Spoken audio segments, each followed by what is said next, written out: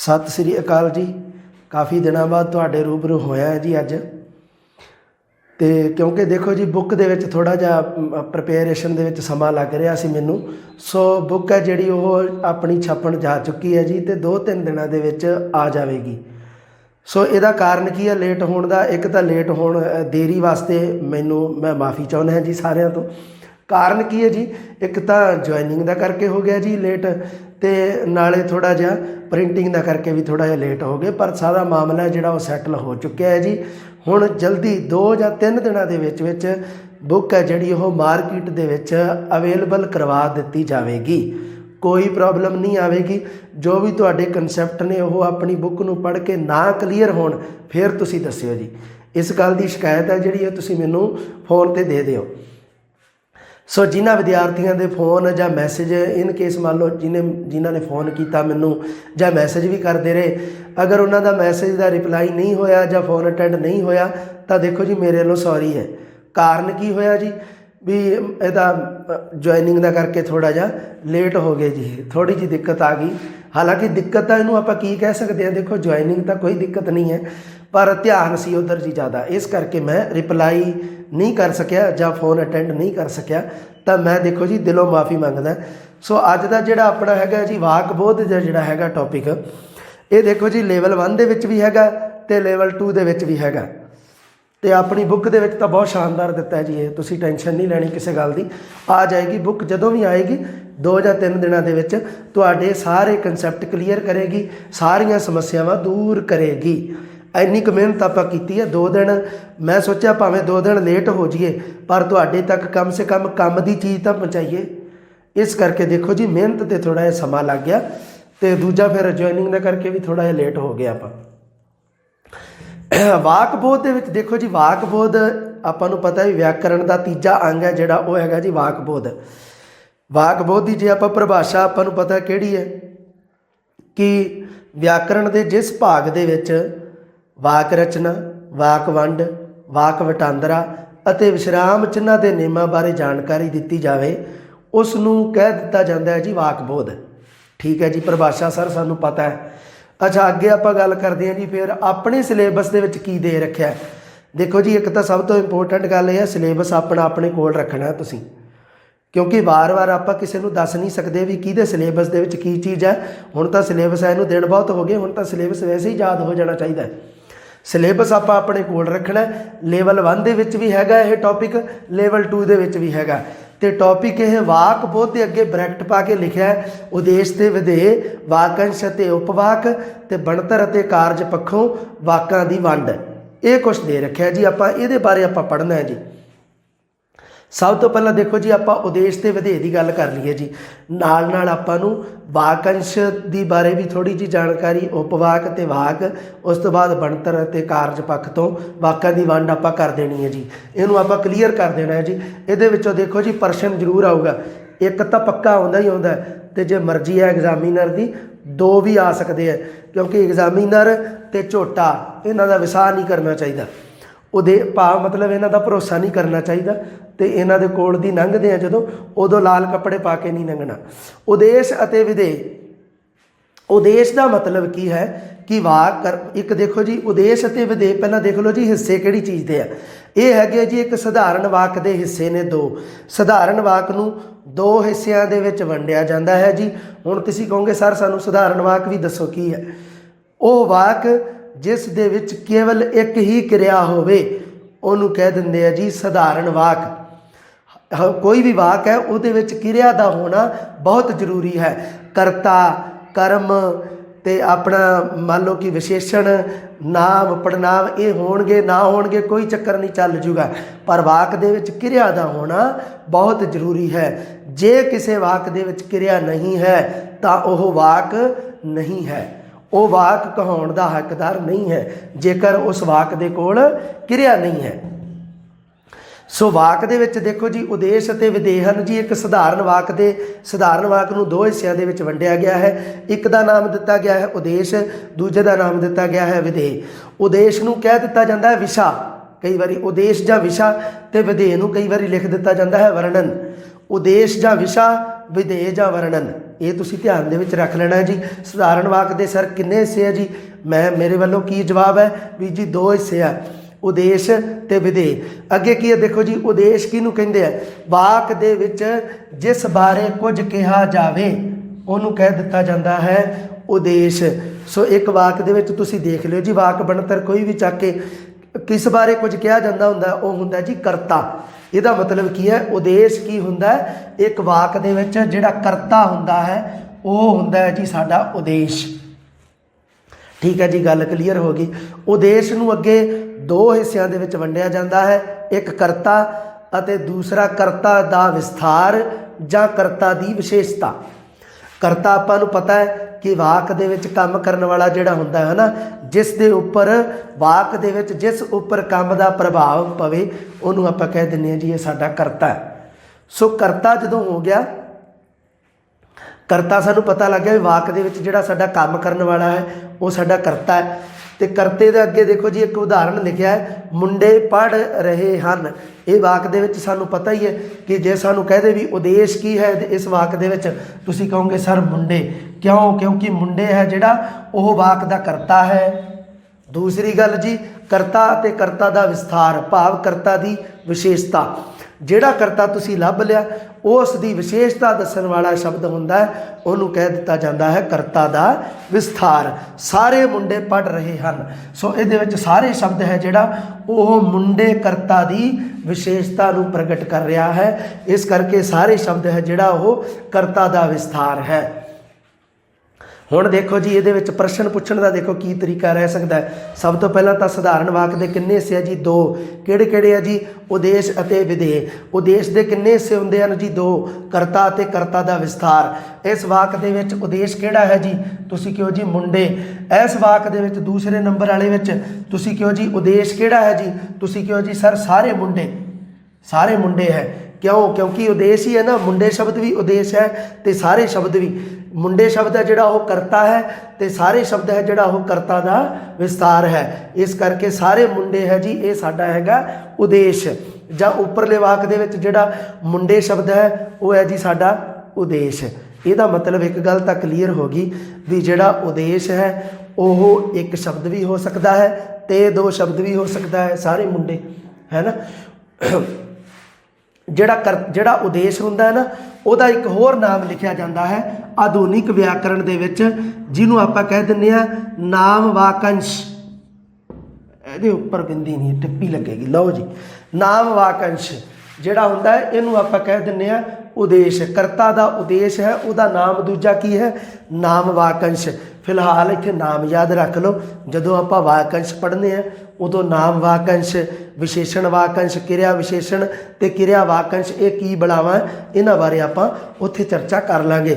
ਫਿਲਹਾਲ ਤੁਸੀਂ ਇਹ ਗੱਲ ਧਿਆਨ ਦੇ ਵਿੱਚ ਰੱਖਣੀ ਹੈ ਵੀ ਜਿਹੜਾ ਇੱਕ ਵਾਕ ਦੇ ਵਿੱਚ ਜਿਹੜਾ ਕਰਤਾ ਹੁੰਦਾ ਹੈ ਉਹ ਉਦੇਸ਼ ਹੁੰਦਾ ਹੈ ਤੇ ਉਦੇਸ਼ ਦਾ ਦੂਸਰਾ ਨਾਮ ਆਧੁਨਿਕ ਵਿਆਕਰਣ ਦੇ ਵਿੱਚ ਕੀ ਦਿੱਤਾ ਗਿਆ ਹੈ? ਨਾਮ ਵਾਕੰਸ਼। ਠੀਕ ਹੈ ਜੀ, ਗੱਲ ਕਲੀਅਰ ਹੋ ਗਈ। ਦੂਸਰਾ ਹੈ ਜੀ ਵਿਧੇਯ।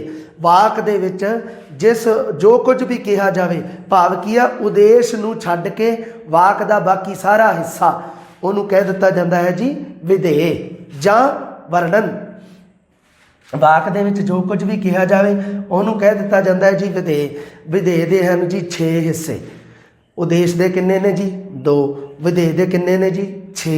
ਪਹਿਲਾ ਹੈਗਾ ਕਰਮ ਤੇ ਕਰਮ ਦਾ ਵਿਸਥਾਰ। ਹੁਣ ਦੇਖੋ ਜੀ, ਕਰਮ ਦਾ ਆਪਾਂ ਨੂੰ ਪਤਾ ਹੀ ਹੈ ਕਿ ਵਾਕ ਦੇ ਵਿੱਚ ਜੋ ਸਾਡਾ ਮਤਲਬ ਕੀ ਹੈ, ਜੋ ਕੀਤਾ ਗਿਆ ਕੰਮ ਉਹਨੂੰ ਕਹਿ ਦਿੰਦੇ ਹਾਂ ਆਪਾਂ ਕਰਮ, ਹੈ ਨਾ। ਸਧਾਰਨ ਜੀ ਗੱਲ ਹੈ। ਸੋ ਇਹਦੇ ਵਿੱਚ ਵਾਕ ਦੇ ਵਿੱਚ ਦੇਖ ਲਓ, ਰਵੀ ਨੇ ਕੁੱਤੇ ਨੂੰ ਮਾਰਿਆ। ਸੋ ਰਵੀ ਨੇ ਮਾਰਨ ਦੀ ਕਿਰਿਆ ਕਿਸ ਦੇ ਉੱਪਰ ਕੀਤੀ ਗਈ ਹੈ? ਜਿਸ ਦੇ ਉੱਪਰ ਕਿਰਿਆ ਦਾ ਕੰਮ ਕੀਤਾ ਜਾਵੇ ਉਹਨੂੰ ਕਹਿ ਦਿੱਤਾ ਜਾਂਦਾ ਹੈ ਜੀ ਕਰਮ। ਜਿਸ ਦੇ ਉੱਪਰ ਕਿਰਿਆ ਦਾ ਕੰਮ ਕੀਤਾ ਜਾਵੇ। ਰਵੀ ਨੇ ਕੁੱਤੇ ਨੂੰ ਮਾਰਿਆ। ਸੋ ਇਹਦੇ ਵਿੱਚ ਕੁੱਤਾ ਸ਼ਬਦ ਹੈ ਜਿਹੜਾ ਉਹ ਹੈਗਾ ਜੀ ਕਰਮ। ਉਸ ਤੋਂ ਬਾਅਦ ਕਰਮ ਦਾ ਵਿਸਥਾਰ ਭਾਵ ਕਰਮ ਦੀ ਵਿਸ਼ੇਸ਼ਤਾ ਦੱਸਣ ਵਾਲਾ ਸ਼ਬਦ ਕਿਹੜਾ ਹੈ? ਉਹ ਹੈਗਾ ਜੀ, ਦੇਖੋ ਅਗਲੇ ਉਦਾਹਰਣ ਦੇ ਵਿੱਚ, ਰਵੀ ਨੇ ਕਾਲੇ ਕੁੱਤੇ ਨੂੰ ਮਾਰਿਆ। ਸੋ ਕੁੱਤੇ ਸ਼ਬਦ ਹੈ ਜਿਹੜਾ ਉਹ ਤਾਂ ਹੈਗਾ ਕਰਮ ਤੇ ਕਰਮ ਦੀ ਵਿਸ਼ੇਸ਼ਤਾ ਦੱਸਣ ਵਾਲਾ ਸ਼ਬਦ ਹੈ ਜੀ ਕਾਲੇ ਜਾਂ ਕਾਲਾ ਸ਼ਬਦ ਹੈ ਜਿਹੜਾ ਇਹ ਸਾਡਾ ਵਿਸ਼ੇਸ਼ਣ ਹੈ ਜੀ। ਕਰਮ ਅਤੇ ਕਰਮ ਦਾ ਵਿਸਥਾਰ ਕਲੀਅਰ ਹੋ ਗਿਆ ਜੀ। ਇਹਦੇ ਵਾਕ ਦੇ ਵਿੱਚ ਤੁਹਾਨੂੰ ਮੰਨ ਲਓ ਪੁੱਛ ਲਵੇ ਰਵੀ ਨੇ ਕੁੱਤੇ ਨੂੰ ਮਾਰਿਆ, ਆਹ ਵਾਕ ਤੁਹਾਡੇ ਸਾਹਮਣੇ ਲਿਖਿਆ ਆ ਜੇ। ਸੋ ਇਹਦੇ ਵਿੱਚ ਪੁੱਛ ਲਵੇ ਕਿ ਇਸ ਵਾਕ ਦੇ ਵਿੱਚ ਜਿਹੜਾ ਹੈਗਾ ਕਰਮ ਜਿਹੜਾ ਵਿਧੇਯ ਹੈ ਉਹ ਕਿਹੜਾ ਹੈ। ਕਰਮ ਵਿਧੇਯ ਪੁੱਛ ਲਵੇ, ਮੰਨ ਲਓ ਕਰਮ ਵਿਧੇਯ ਕਿਹੜਾ ਹੈ। ਵਿਧੇਯ ਤਾਂ ਹੈਗਾ ਹੀ, ਆਪਾਂ ਨੂੰ ਪਤਾ ਹੈ ਵੀ ਕੁੱਤੇ ਸ਼ਬਦ ਹੈ ਜਿਹੜਾ ਉਹ ਸਾਡਾ ਹੈਗਾ ਵਿਧੇਯ। ਪਰ ਉਸ ਤੋਂ ਬਾਅਦ ਕੀ ਹੈ, ਦੇਖੋ ਕੀ ਹੈ ਇਹ, ਨਾਲ ਕੀ ਹੈ, ਕਰਮ ਵੀ ਹੈ। ਸੋ ਵਿਧੇਯ ਦੇ ਵਿੱਚ ਕਰਮ ਅਤੇ ਕਰਮ ਦਾ ਵਿਸਥਾਰ, ਉਸ ਤੋਂ ਬਾਅਦ ਹੈ ਜੀ ਪੂਰਕ ਅਤੇ ਪੂਰਕ ਦਾ ਵਿਸਥਾਰ। ਕਈ ਵਾਰੀ ਕਿਸੇ ਵਾਕ ਦੇ ਵਿੱਚ ਮੁੱਖ ਕਿਰਿਆ ਨਹੀਂ ਦਿੱਤੀ ਹੁੰਦੀ, ਕਈ ਵਾਰ ਐਸਾ ਹੋ ਜਾਂਦਾ ਹੈ ਇਕੱਲੀ ਸਹਾਇਕ ਕਿਰਿਆ ਨਾਲ ਹੀ ਕੰਮ ਚਲਾਉਣਾ ਪੈਂਦਾ। ਅਗਰ ਸਹਾਇਕ ਕਿਰਿਆ ਹੈ ਤਾਂ ਉਸ ਵਾਕ ਦੇ ਭਾਵ ਨੂੰ ਪੂਰਾ ਪ੍ਰਗਟ ਕਰਨ ਲਈ ਉਸ ਵਾਕ ਦਾ ਭਾਵ ਵੀ ਤਾਂ ਪੂਰਾ ਹੋਣਾ ਚਾਹੀਦਾ ਹੈ ਨਾ। ਆਪਾਂ ਨੂੰ ਫਿਰ ਕਿਵੇਂ ਪਤਾ ਲੱਗੂਗਾ ਵੀ ਕਿਰਿਆ ਦੇ ਵਿੱਚ ਹੈ ਨਹੀਂ ਉਹਦੇ, ਤਾਂ ਫਿਰ ਕਿਵੇਂ ਪਤਾ ਲੱਗੂਗਾ ਵੀ ਇਹ ਵਾਕ ਹੀ ਹੈ। ਅਸਲ ਦੇ ਵਿੱਚ ਵਾਕ ਉਦੋਂ ਪਤਾ ਲੱਗਦਾ ਉਹ ਵਾਕ ਕਿਉਂ ਹੈ। ਉਹਦਾ ਜਵਾਬ ਆਪਾਂ ਨੂੰ ਪੂਰਕ ਅਤੇ ਪੂਰਕ ਦਾ ਵਿਸਥਾਰ ਦਿੰਦੇ ਹਨ। ਪੂਰਕ ਖਾਸ ਕਰਕੇ ਜਦੋਂ ਇੱਕ ਵਾਕ ਦੇ ਵਿੱਚ ਪੂਰਕ ਦਿੱਤਾ ਹੋਵੇ ਤਾਂ ਉਦੋਂ ਸਮਝ ਲਿਓ ਵੀ ਉਹ ਇੱਕ ਵਾਕ ਕੀ ਹੈ, ਸਧਾਰਨ ਵਾਕ ਹੈ। ਅਤੇ ਪੂਰਕ ਸ਼ਬਦ ਹੈ ਜਿਹੜਾ ਉਹ ਉਸ ਸਧਾਰਨ ਵਾਕ ਦਾ ਵਿਧੇਯ ਹੈ। ਜਿਵੇਂ ਡਾਕਟਰ ਹਰਭਜਨ ਸਿੰਘ ਕਵੀ ਹੈ, ਇਹਦੇ ਵਾਕ ਦੇ ਵਿੱਚ ਦੇਖੋ ਜੀ ਡਾਕਟਰ ਹਰਭਜਨ ਸਿੰਘ ਤੇ ਉਸ ਤੋਂ ਬਾਅਦ ਹੈ। ਅਗਰ ਕਵੀ ਸ਼ਬਦ ਨੂੰ ਆਪਾਂ ਛੱਡ ਦਈਏ, ਹੈ ਜਿਹੜੀ ਸਾਡੀ ਸਹਾਇਕ ਕਿਰਿਆ ਹੈ ਤੇ ਕਵੀ ਹੈ ਜਿਹੜਾ ਇਹ ਸਾਡਾ ਪੂਰਕ ਹੈ ਜੋ ਕਰਤਾ ਦੇ ਭਾਵ ਨੂੰ ਪੂਰਾ ਪ੍ਰਗਟ ਕਰ ਰਿਹਾ ਹੈ। ਵਾਕ ਨੂੰ ਪੂਰਾ ਮਤਲਬ ਵਾਕ ਦਾ ਪੂਰਾ ਭਾਵ ਪ੍ਰਗਟ ਕਰਵਾ ਰਿਹਾ ਹੈ। ਸੋ ਡਾਕਟਰ ਹਰਭਜਨ ਸਿੰਘ ਕਵੀ ਹੈ। ਸੋ ਇਹਦੇ ਵਿੱਚ ਕਵੀ ਸ਼ਬਦ ਹੈ ਜਿਹੜਾ ਉਹ ਸਾਡਾ ਹੈ ਜੀ ਪੂਰਕ। ਵੇਖ ਲਓ ਜੀ ਇਹਦੇ ਵਿੱਚ ਮੁੱਖ ਕਿਰਿਆ ਹੈ ਨਹੀਂ ਗੀ, ਸਹਾਇਕ ਕਿਰਿਆ ਹੈ। ਸੋ ਇਹਦੇ ਵਿੱਚ ਮੁੱਖ ਕਿਰਿਆ ਦਾ ਕੰਮ ਪੂਰਕ ਤੇ ਛੱਡ ਦਿੱਤਾ ਗਿਆ ਹੈ ਵੀ ਵਾਕ ਦੇ ਵਿੱਚ ਜਿਹੜਾ ਕਰਤਾ ਹੈ ਕਰਤਾ ਦੇ ਅਨੁਸਾਰ ਪੂਰਕ ਆਏਗਾ। ਪੂਰਕ ਦਾ ਵਿਸਤਾਰ ਭਾਵ ਕਿ ਪੂਰਕ ਦੀ ਵਿਸ਼ੇਸ਼ਤਾ ਦੱਸਣ ਵਾਲਾ ਸ਼ਬਦ ਡਾਕਟਰ ਹਰਭਜਨ ਸਿੰਘ ਮਹਾਨ ਕਵੀ ਹੈ। ਕਵੀ ਸ਼ਬਦ ਇਹਦੇ ਵਿੱਚ ਕੀ ਹੈ ਜੀ ਸਾਡਾ ਪੂਰਕ, ਤੇ ਮਹਾਨ ਸ਼ਬਦ ਹੈ ਜਿਹੜਾ ਉਹ ਪੂਰਕ ਸ਼ਬਦ ਦੀ ਵਿਸ਼ੇਸ਼ਤਾ ਦੱਸ ਰਿਹਾ ਹੈ, ਪੂਰਕ ਦਾ ਵਿਸਥਾਰ ਹੈ, ਉਸ ਦਾ ਵਰਣਨ ਹੈ। ਉਸ ਤੋਂ ਬਾਅਦ ਹੈ ਜੀ ਕਿਰਿਆ ਅਤੇ ਕਿਰਿਆ ਦਾ ਵਿਸਥਾਰ। ਕਿਰਿਆ ਦੇ ਵਿੱਚ ਉਦਾਹਰਣ ਵੇਖ ਲਓ ਜੀ, ਉਹ ਪੜ੍ਹ ਰਹੀ ਹੈ। ਇਸ ਵਾਕ ਦੇ ਵਿੱਚ ਜਿਹੜਾ ਪੜ੍ਹ ਰਹੀ ਹੈ ਇਹ ਸਾਡਾ ਜੀ ਕਿਰਿਆ ਰੂਪ ਸ਼ਬਦ ਹਨ। ਤੇ ਕਿਰਿਆ ਦਾ ਵਿਸਥਾਰ ਮਤਲਬ ਕੀ ਹੈ, ਕਿਰਿਆ ਦੀ ਵਿਸ਼ੇਸ਼ਤਾ ਦੱਸਣ ਵਾਲਾ ਸ਼ਬਦ ਜਿਹੜਾ ਹੁੰਦਾ ਹੈ ਉਹਨੂੰ ਕਹਿ ਦਿੱਤਾ ਜਾਂਦਾ ਹੈ ਸਾਡਾ ਕਿਰਿਆ ਦਾ ਵਿਸਥਾਰ। ਉਹ ਹੈਗਾ ਜੀ ਉਹ ਸਵੇਰ ਤੋਂ ਪੜ੍ਹ ਰਹੀ ਹੈ। ਸੋ ਪੜ੍ਹ ਰਹੀ ਹੈ ਦੇ ਨਾਲ ਕਿਰਿਆ ਵਿਸ਼ੇਸ਼ਣ ਸ਼ਬਦ ਕਿਹੜਾ ਆ ਗਿਆ, ਕਿਰਿਆ ਦਾ ਵਿਸਥਾਰ ਭਾਵ ਕਿਰਿਆ ਵਿਸ਼ੇਸ਼ਣ ਹੀ ਹੋ ਗਿਆ ਨਾ। ਵੀ ਕਿਰਿਆ ਦੀ ਵਿਸ਼ੇਸ਼ਤਾ ਦੱਸਣ ਵਾਲਾ ਸ਼ਬਦ ਕਿਹੜਾ ਹੁੰਦਾ ਹੈ, ਕਿਰਿਆ ਵਿਸ਼ੇਸ਼ਣ, ਹੈ ਨਾ ਜੀ, ਕੋਈ ਦਿੱਕਤ ਨਹੀਂ ਹੈ। ਸੋ ਇੱਥੇ ਦੇਖੋ ਜੀ ਕਿਰਿਆ ਦਾ ਵਿਸਥਾਰ ਕਿਹੜਾ ਸ਼ਬਦ ਹੈ, ਉਹ ਹੈਗਾ ਜੀ ਸਵੇਰ ਸ਼ਬਦ। ਹੁਣ ਤੁਸੀਂ ਕਹੋਗੇ ਸਰ ਉਦੇਸ਼ ਦਾ ਤੇ ਸਾਨੂੰ ਇੱਕ ਪਤਾ ਲੱਗ ਗਈ ਗੱਲ ਵੀ ਉਦੇਸ਼ ਜਿਹੜਾ ਉਹ ਹੋਊਗਾ ਜਿਹਦੇ ਵਿੱਚ ਕਰਤਾ ਦਾ ਹੋਣਾ ਬਹੁਤ ਜ਼ਰੂਰੀ ਹੈ ਨਾ। ਸੋ ਕਰਤਾ ਨਾਮ ਦੇ ਰੂਪ ਵਿੱਚ ਵੀ ਹੋ ਸਕਦਾ ਹੈ ਤੇ ਪੜਨਾਮ ਦੇ ਰੂਪ ਵਿੱਚ ਵੀ ਹੋ ਸਕਦਾ ਹੈ ਵਾਕ ਦਾ ਵਿੱਚ, ਹੈ ਨਾ। ਜਿਵੇਂ ਕਿ ਮੁੰਡੇ ਪੜ੍ਹ ਰਹੇ ਹਨ, ਇਹ ਤਾਂ ਸਾਨੂੰ ਪਤਾ ਲੱਗ ਗਿਆ ਵੀ ਨਾਮ ਹੈ। ਮੰਨ ਲਓ ਮੈਂ ਕਹਿੰਦਾ ਵੀ ਉਹ ਪੜ੍ਹ ਰਹੇ ਹਨ ਤੇ ਉਹ ਸ਼ਬਦ ਕੀ ਹੈ, ਪੜਨਾਮ ਹੈ, ਤੇ ਨਾਲ ਕੀ ਹੈ, ਕਰਤਾ ਵੀ ਹੈ। ਸੋ ਅਗਰ ਪੁੱਛ ਲਵੇ ਕਿ ਉਦੇਸ਼ ਹੁੰਦਾ ਹੈ, ਪ੍ਰਸ਼ਨ ਮੰਨ ਲਓ ਆ ਜੇ ਕਿ ਉਦੇਸ਼ ਹੁੰਦਾ ਹੈ, ਥੱਲੇ ਆਪਸ਼ਨ ਪਾ ਦੇਵੇ ਨਾਮ ਪੜਨਾਮ ਕਿਰਿਆ ਵਿਸ਼ੇਸ਼ਣ, ਤਾਂ ਤੁਸੀਂ ਕਿਹੋ ਜੀ ਨਾਮ ਤੇ ਪੜਨਾਮ ਦੋਨੋਂ ਹੀ ਹੁੰਦੇ ਆ ਜੀ, ਇਹ ਸਾਡੇ ਉਦੇਸ਼। ਉਸ ਤੋਂ ਬਾਅਦ ਦੇਖੋ ਜੀ ਇੱਕ ਵਾਕ ਦੇ ਵਿੱਚ ਮੰਨ ਲਓ ਉਦੇਸ਼ ਹੈ, ਉਦੇਸ਼ ਦੇ ਵਿੱਚ ਕੀ ਹੋਣਾ ਬਹੁਤ ਜ਼ਰੂਰੀ ਹੈ, ਕਰਤਾ, ਕਿਉਂਕਿ ਵਾਕ ਦੇ ਕਰਤਾ ਨੂੰ ਹੀ ਤਾਂ ਉਦੇਸ਼ ਕਹਿੰਦੇ ਆ ਨਾ। ਦੂਸਰੇ ਸ਼ਬਦਾਂ ਵਿੱਚ ਉਦੇਸ਼ ਨੂੰ ਕਰਤਾ ਕਹਿੰਦੇ ਆ। ਇਹ ਹੁਣ ਕਹੋਗੇ ਸਰ ਵਿਧੇਯ ਦੇ ਵਿੱਚ ਕਿਹੜੀ ਚੀਜ਼ ਜ਼ਰੂਰੀ ਹੋਣੀ ਚਾਹੀਦੀ ਹੈ, ਵੀ ਉਦੇਸ਼ ਦੇ ਵਿੱਚ ਸਾਨੂੰ ਪਤਾ ਲੱਗ ਗਿਆ ਵੀ ਵਾਕ ਦੇ ਵਿੱਚ ਉਦੇਸ਼ ਨੂੰ ਆਪਾਂ ਉਦੋਂ ਹੀ ਲੱਭ ਸਕਾਂਗੇ ਜੇਕਰ ਵਾਕ ਦੇ ਵਿੱਚ ਕਰਤਾ ਦਿੱਤਾ ਹੋਵੇ। ਠੀਕ ਹੈ ਜੀ, ਗੱਲ ਕਲੀਅਰ ਹੋ ਗਈ। ਉਸ ਤੋਂ ਬਾਅਦ ਵਿਧੇਯ ਦੇ ਵਿੱਚ ਕਿਹੜੀ ਚੀਜ਼ ਹੋਣੀ ਬਹੁਤ ਜ਼ਰੂਰੀ ਹੁੰਦੀ ਹੈ, ਉਹ ਹੈਗੀ ਹੈ ਜੀ ਕਿਰਿਆ। ਸਧਾਰਨ ਵਾਕ ਦੀ ਪਰਿਭਾਸ਼ਾ ਇੱਕ ਵਾਰੀ ਫਿਰ ਯਾਦ ਕਰੋ ਕਿ ਉਹ ਵਾਕ ਜਿਸ ਦੇ ਵਿੱਚ ਕੇਵਲ ਇੱਕ ਕਿਰਿਆ ਹੋਵੇ, ਭਾਵ ਕਿਰਿਆ ਦਾ ਹੋਣਾ ਬਹੁਤ ਜ਼ਰੂਰੀ ਹੁੰਦਾ ਹੈ। ਸੋ ਵਿਧੇਯ ਦੇ ਵਿੱਚ ਦੇਖੋ ਜੀ ਆਹ ਚੀਜ਼ਾਂ ਨਾ ਹੋਣਗੀਆਂ ਕੋਈ ਚੱਕਰ ਨਹੀਂ, ਚੱਲ ਜੂਗਾ। ਪਰ ਇੱਕ ਵਿਧੇਯ ਦੇ ਵਿੱਚ ਅਗਰ ਪੁੱਛ ਲੇ ਕਿ ਵਿਧੇਯ ਦਾ ਸਭ ਤੋਂ ਜ਼ਰੂਰੀ ਅੰਗ ਕਿਹੜਾ ਹੈ, ਆਹ ਅੰਗ ਹੈ ਜੀ ਤੁਹਾਡੇ। ਉਦੇਸ਼ ਦਾ ਸਭ ਤੋਂ ਜ਼ਰੂਰੀ ਅੰਗ ਕਿਹੜਾ ਹੈ, ਤੁਸੀਂ ਕਿਉਂ ਜੀ ਸਰ ਕਰਤਾ। ਕਰਤਾ ਦੇ ਵਿਸਥਾਰ ਦਾ ਚੱਲ ਜੂ ਗੱਲ, ਕਰਤਾ ਦੇ ਵਿਸਥਾਰ ਦੀ ਕੋਈ ਦਿੱਕਤ ਨਹੀਂ, ਹੋਊਗਾ ਨਾ ਹੋਊਗਾ ਕੋਈ ਟੈਨਸ਼ਨ ਨਹੀਂ, ਪਰ ਕਰਤਾ ਦਾ ਹੋਣਾ ਜ਼ਰੂਰੀ ਹੈ ਨਾ, ਕਿਉਂਕਿ ਕਰਤਾ ਨੂੰ ਹੀ ਉਦੇਸ਼ ਕਹਿੰਦੇ ਆ।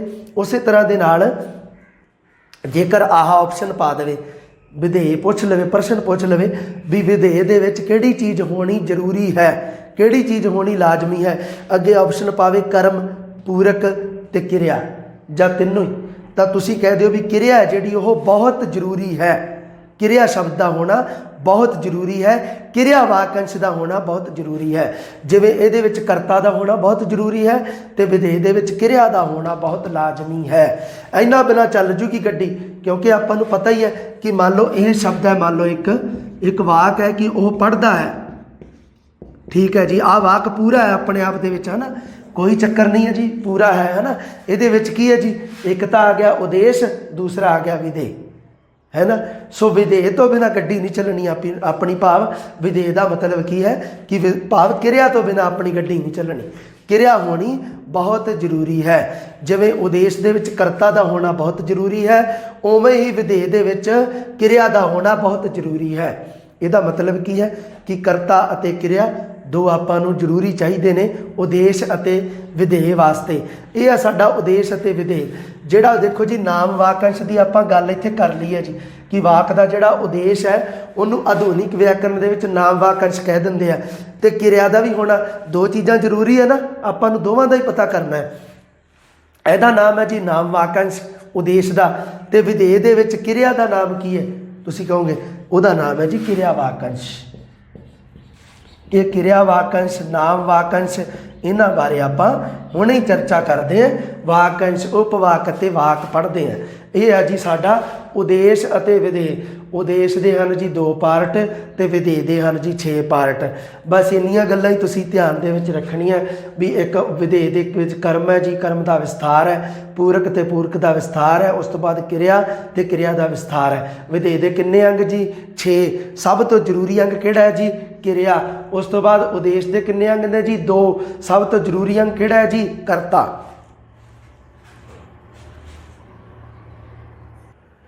गल तुसीं ये खास ध्यान दे विच रखनी है कि जिहड़ा साडा सधारण वाक है उहदे जिहड़े उदेश ते विधेय दोनों अंग ने, ये लाजमी अंग ने। इन्हां नूं असीं वाक दे विचों खारज नहीं कर सकते। इन्हां दे विचों किसी नूं भी मान लो उदेश नहीं हैगा जां विधेय दोवां दे विचों एक भी नहीं हैगा तां ओह वाक नहीं है। ये गल तुसीं ध्यान दे विच रखनी है कि अगर पुछ लवे कि वाक दे विच इन्हां दे विचों किहड़ी चीज़ां दा होना लाजमी है, वाक दे किहड़े हिस्से दा, तुसीं कहो जी दोनों हिस्सिਆਂ ਦਾ ही होना बहुत जरूरी हुंदा है। दोनों हिस्सिਆਂ तो बिना वाक नहीं कहलवा सकता। हुण आपां गल करनी है जी वाकंश दी। वाकंश का शाब्दिक अर्थ आपां नूं पता लग गया भी वाक प्लस अंश, भी वाक का अंश या वाक का हिस्सा। ठीक है जी सर, ये गल तो साडी क्लीयर हो गई है, तो सर सानूं पता सीगा। अच्छा हुण फिर अगली गल सुनो। देखो जी वाक की कारजी इकाई है वाकंश। शब्द शब्दां तो बनते है जी वाकंश, वाकंशां तो बनता है जी उपवाक, ते उपवाक तो बनता है जी वाक।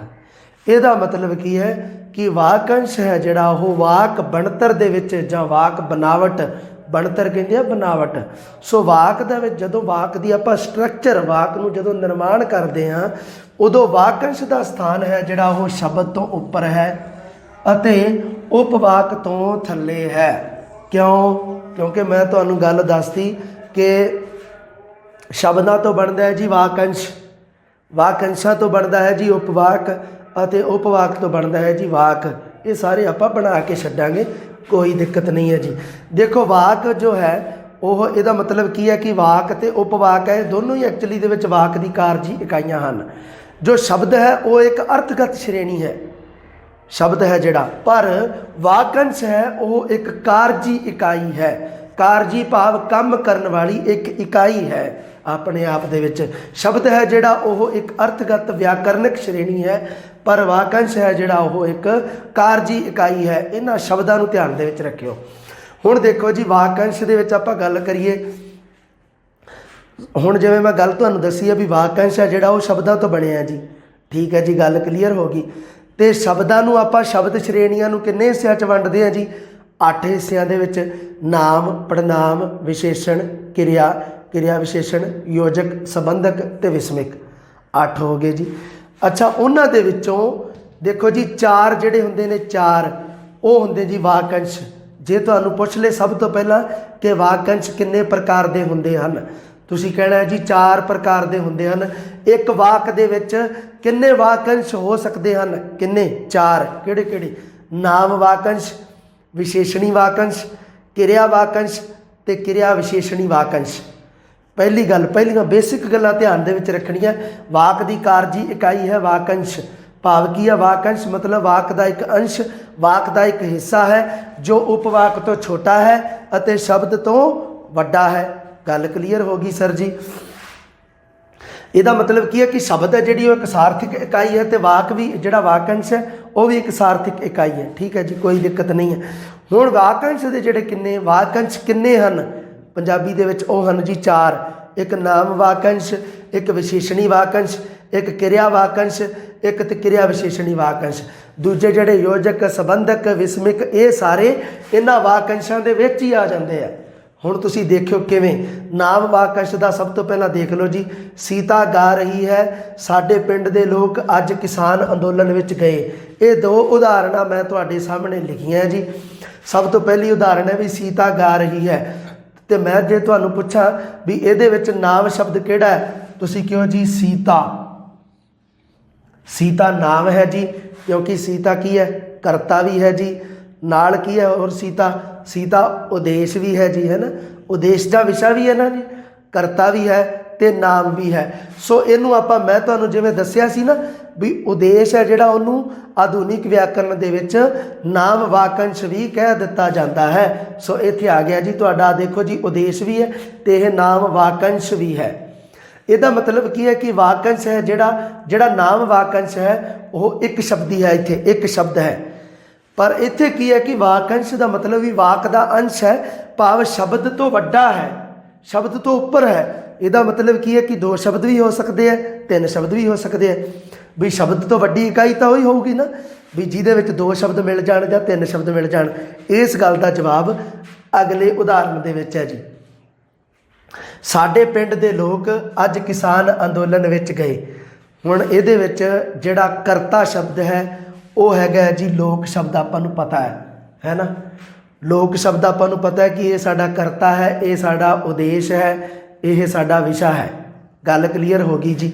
ਪਰ ਨਾਮ ਵਾਕੰਸ਼ ਕੀ ਹੈ? ਨਾਮ ਵਾਕੰਸ਼ ਇਹ ਪੂਰਾ ਸ਼ਬਦ ਹੈ ਜੋ ਇੱਕ ਆਪਣੇ ਆਪ ਦੇ ਵਿੱਚ ਪੂਰਾ ਅਰਥ ਰੱਖਦਾ ਹੈ, ਜੋ ਉਪਵਾਕ ਨਹੀਂ ਹੈ, ਪਰ ਕੀ ਹੈ ਕਿ ਸ਼ਬਦਾਂ ਦਾ ਸਮੂਹ ਹੈ ਤੇ ਆਪਣੇ ਆਪ ਦੇ ਵਿੱਚ ਪੂਰਾ ਅਰਥ ਰੱਖਦਾ ਹੈ।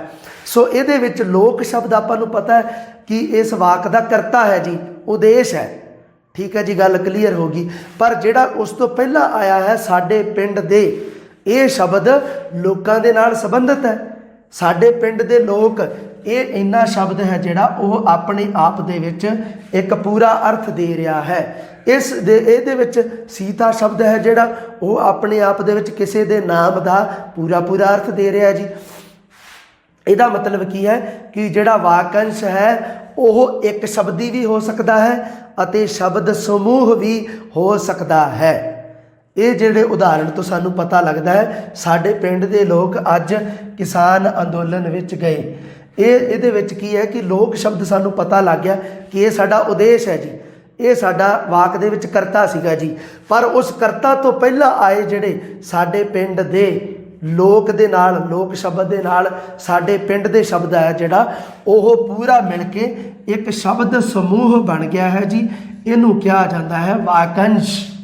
ਇਹਨੂੰ ਵਾਕੰਸ਼ ਇੱਕ ਸ਼ਬਦ ਵੀ ਹੋ ਸਕਦਾ ਹੈ। ਪਹਿਲੇ ਉਦਾਹਰਣ ਦੇ ਵਿੱਚ ਇੱਕ ਸ਼ਬਦ ਹੈ ਜੀ ਸੀਤਾ, ਦੂਸਰੇ ਵਾਕ ਦੇ ਵਿੱਚ ਸਾਡੇ ਪਿੰਡ ਦੇ ਲੋਕ ਹੈ ਜਿਹੜਾ ਇਹ ਇੱਕ ਸ਼ਬਦ ਸਮੂਹ ਹੈ ਤੇ ਇਹ ਇੱਕ ਵਾਕੰਸ਼ ਦੀ ਭੂਮਿਕਾ ਨਿਭਾ ਰਿਹਾ ਹੈ। ਕਿਹੜੇ ਵਾਕੰਸ਼ ਦੀ? ਨਾਮ ਵਾਕੰਸ਼ ਦੀ। ਸੀਤਾ ਗਾ ਰਹੀ ਹੈ ਦੇ ਵਿੱਚ ਨਾਮ ਵਾਕੰਸ਼ ਕਿਹੜਾ ਹੈ? ਸੀਤਾ। ਸਾਡੇ ਪਿੰਡ ਦੇ ਲੋਕ ਅੱਜ ਕਿਸਾਨ ਅੰਦੋਲਨ ਵਿੱਚ ਗਏ, ਇਸ ਦੇ ਵਿੱਚ ਜਿਹੜਾ ਲੋਕ ਸ਼ਬਦ ਹੈ ਉਹ ਸਾਡਾ ਹੈਗਾ ਜੀ ਉਦੇਸ਼ ਜਾਂ ਕਰਤਾ ਦੇ ਨਾਲ ਪਹਿਲਾਂ ਆਏ ਸ਼ਬਦ ਹੈਗਾ ਸਾਡੇ ਪਿੰਡ ਦੇ। ਪੂਰਾ ਸ਼ਬਦ ਹੋ ਗਿਆ, ਪੂਰਾ ਸ਼ਬਦ ਸਮੂਹ ਹੋ ਗਿਆ ਸਾਡੇ ਪਿੰਡ ਦੇ ਲੋਕ। ਸੋ ਇਹਦੇ ਵਿੱਚ ਨਾਮ ਵਾਕੰਸ਼ ਕਿਹੜਾ ਹੈ? ਸਾਡੇ ਪਿੰਡ ਦੇ ਲੋਕ। ਦੇਖੋ ਸਮਝਣਾ ਥੋੜਾ ਜਿਹਾ ਔਖਾ ਹੈ ਇਸ ਗੱਲ ਨੂੰ, ਪਰ ਦੇਖੋ ਸਮਝਣਾ ਤਾਂ ਪਏਗਾ ਹੀ ਆਪਾਂ ਨੂੰ। इस चीज़ ਨੂੰ। एक सधारण जिही एग्जाम्पल है बस तुहाडे सामने, होर जिन्ने भी उदाहरण तुसीं लै लो, कोई दिक्कत नहीं है। इस तरह के होर उदाहरण आपां वेख लांगे, एक बार आपां इन्हां नूं समझ लईए। फिलहाल मैं ये साडे पिंड दे लोग ये शब्द ये उदाहरण देण दा कारण की सी कि वाकंश की परिभाषा देण वास्ते मैं 2 उदाहरण दिते हैं।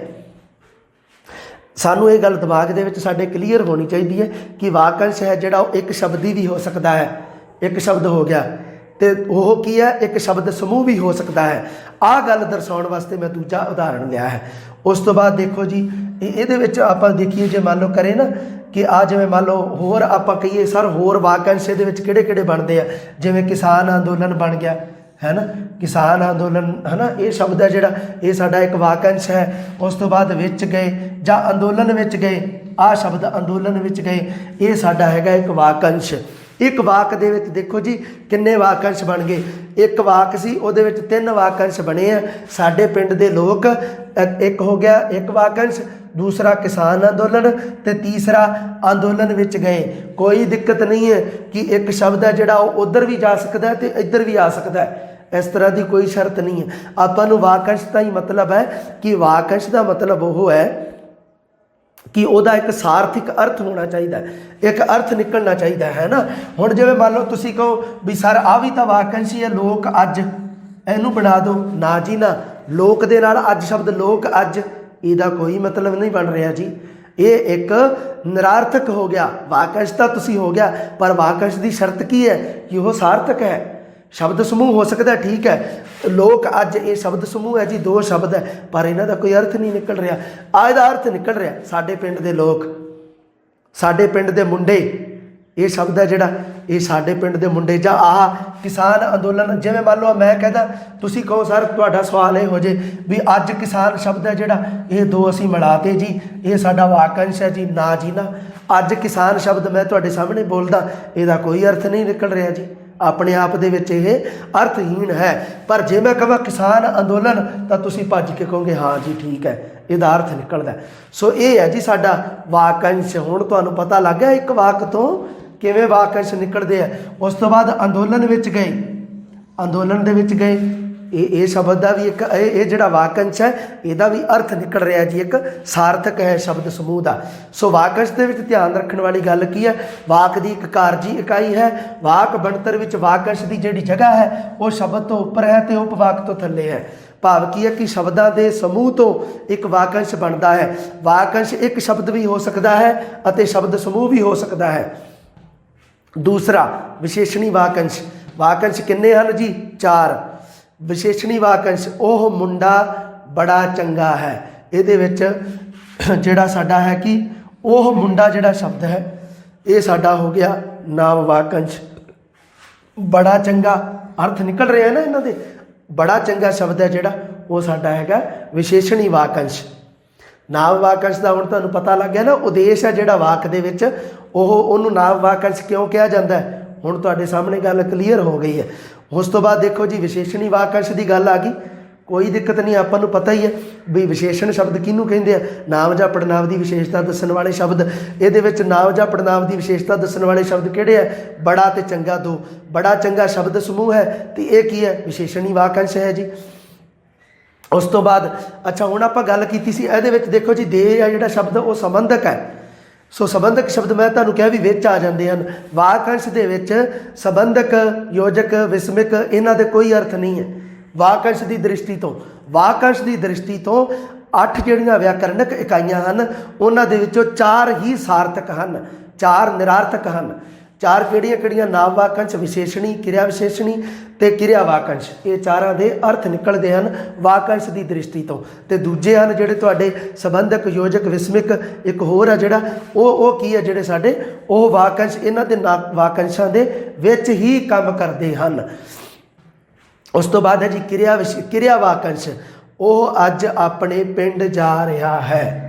सो ये देख लो जी जिहड़ा वो शब्द है वो सानू पता लग गया भी ये साडा हैगा जी नाम वाकंश है ना। भी देखो नाम वाकंश ही नाम दिता है, पड़नाम वाकंश नाम की कोई चीज़ नहीं है।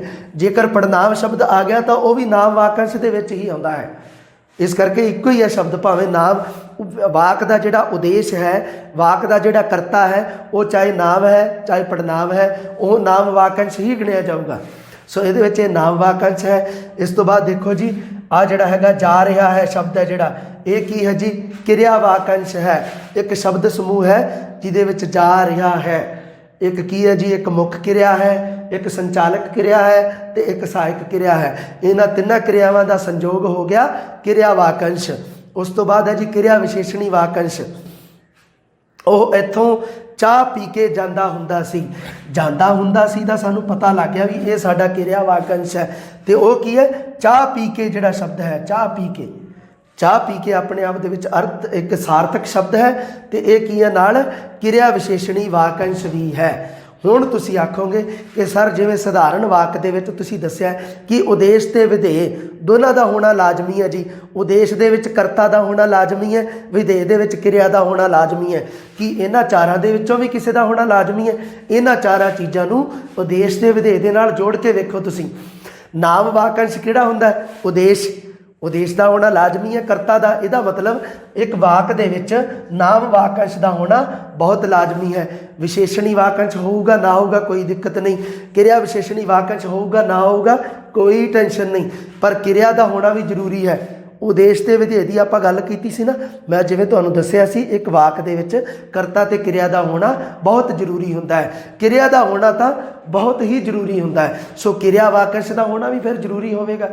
ਜੇ ਕਿਰਿਆ ਦਾ ਹੋਣਾ ਜ਼ਰੂਰੀ ਹੈ ਤਾਂ ਕਿਰਿਆ ਵਾਕੰਸ਼ ਦਾ ਹੋਣਾ ਵੀ ਬਹੁਤ ਜ਼ਰੂਰੀ ਹੋਵੇਗਾ। ਸੋ ਇਹਨਾਂ ਦੇ ਵਿੱਚੋਂ ਦੇਖੋ ਜੀ, ਹੁਣ ਮੈਂ ਤੁਹਾਡੇ ਸਾਹਮਣੇ ਗੱਲ ਕਲੀਅਰ ਕਰਦਾ। ਇੱਕ ਕਿਰਿਆ ਵਾਕੰਸ਼ ਹੈ ਜਿਹੜਾ, ਇਹਦਾ ਹੋਣਾ ਬਹੁਤ ਜ਼ਰੂਰੀ ਹੈ। ਹੁਣ ਇਹ ਗੱਲਾਂ ਨੂੰ ਥਿਉਰੀ ਰੂਪ ਦੇ ਵਿੱਚ ਸੁਣ ਲਓ ਵੀ ਵਾਕੰਸ਼ ਦੇ ਕੁੱਲ 4 ਹਿੱਸੇ ਹਨ ਜੀ। ਵਾਕੰਸ਼ ਦੇ ਕੁੱਲ 4 ਪਾਰਟ ਹਨ। ਨਾਮ ਵਾਕੰਸ਼, ਵਿਸ਼ੇਸ਼ਣੀ ਵਾਕੰਸ਼, ਕਿਰਿਆ ਵਾਕੰਸ਼ ਤੇ ਕਿਰਿਆ ਵਿਸ਼ੇਸ਼ਣੀ ਵਾਕੰਸ਼। ठीक है जी। वाकंशां बारे एक होर गल आपां क्लीयर की है कि जो शब्दां दा समूह होवेगा प्लस सार्थक भी होवेगा। इन्हां दे विच आपां देखिया सी जिवें अज किसान शब्द है जिहड़ा, इहदा कोई अर्थ नहीं निकल रहा, पर साडे पिंड दे लोग इहदा अर्थ निकल रहा शब्द समूह का। इस करके ये नाम वाकंश है। ये किसान अंदोलन हो गया, ये भी साडा वाकंश है। ते अंदोलन दे विच गए, ये भी साडा शब्द वाकंश है। किन्ने है जी वाकंश, किन्ने है जी 4। नाम वाकंश, विशेषणी, किरिया अते किरिया विशेषणी वाकंश। चारां दे विचों किहड़े वाकंशां दा होना बहुत जरूरी है? नाम वाकंश अते किरिया वाकंशां दा होना बहुत बहुत जरूरी है। ये साडा हैगा जी वाकंश। वाकंश बारे बेसिक जिहियां गल्लां तुहानूं दसदियां जी कि वाक की एक जिहड़ी कारजी इकाई कह दिता जाता है इनू, तो शब्द तो यह उपर हुंदा है इहदा स्थान। एक धुनी, धुनी तो आप बनाए अखर, अखरां तो बने शब्द, शब्दां तो बने साडे वाकंश, वाकंशां तो बने साडे उपवाक, ते उपवाक तो बनी साडी वाक। ये तुसीं थोड़ा जिहा डायग्राम ध्यान दे विच रखना है। हाँ जी, हुण देखते हैं जी आपां उपवाक की चीज़ है जी। आपां वाकंश बारे गल कीती है जी। वाकंश ते उपवाक दोनों वाक दे अधीन कारजी इकाइयां हन। सो ये देखने वाली गल है जी। देखो उपवाक की है कि एक उपवाक की पहली गल यह एक अधीन व्याकरणिक इकाई है। किहदे अधीन है जी? वाक दे। दूसरी गल वाक का रचनात्मक अंग है। वाक का रचनात्मक अंग किसनूं कहा जाता है? उपवाक नूं। क्योंकि यह की है कि वाक की रचना दे विच इसका योगदान होने करके ਜਾਂ ਜਦੋਂ ਵਾਕ ਦਾ ਰਚਨਾਤਮਕ ਰੂਪ ਆਪਾਂ ਦੇਖਦੇ ਹਾਂ ਤਾਂ ਉਹਦੇ ਵਿੱਚ ਸਾਨੂੰ ਇੱਕ ਉਪਵਾਕ ਵੀ ਨਜ਼ਰ ਆਉਂਦਾ ਹੈ। ਇਸ ਕਰਕੇ ਆਪਾਂ ਇਹਨੂੰ ਕਹਿ ਦਿੰਦੇ ਹਾਂ ਜੀ ਇਹ ਸਾਡੇ ਵਾਕ ਦਾ ਰਚਨਾਤਮਕ ਅੰਗ ਹੈ। ਇੱਕ ਵਾਕ ਦੇ ਵਿੱਚ ਉਪਵਾਕ ਦੀ ਜਗ੍ਹਾ ਕਿੱਥੇ ਹੈ? ਵਾਕ ਦੇ ਵਿੱਚ ਉਪਵਾਕ ਦੀ ਜਗ੍ਹਾ ਹੈਗੀ ਹੈ ਜੀ ਵਾਕੰਸ਼ ਤੋਂ ਉੱਪਰ ਅਤੇ ਵਾਕ ਤੋਂ ਥੱਲੇ। ਇਹ ਗੱਲ ਵੀ ਤੁਸੀਂ ਧਿਆਨ ਦੇ ਵਿੱਚ ਰੱਖਣੀ ਹੈ।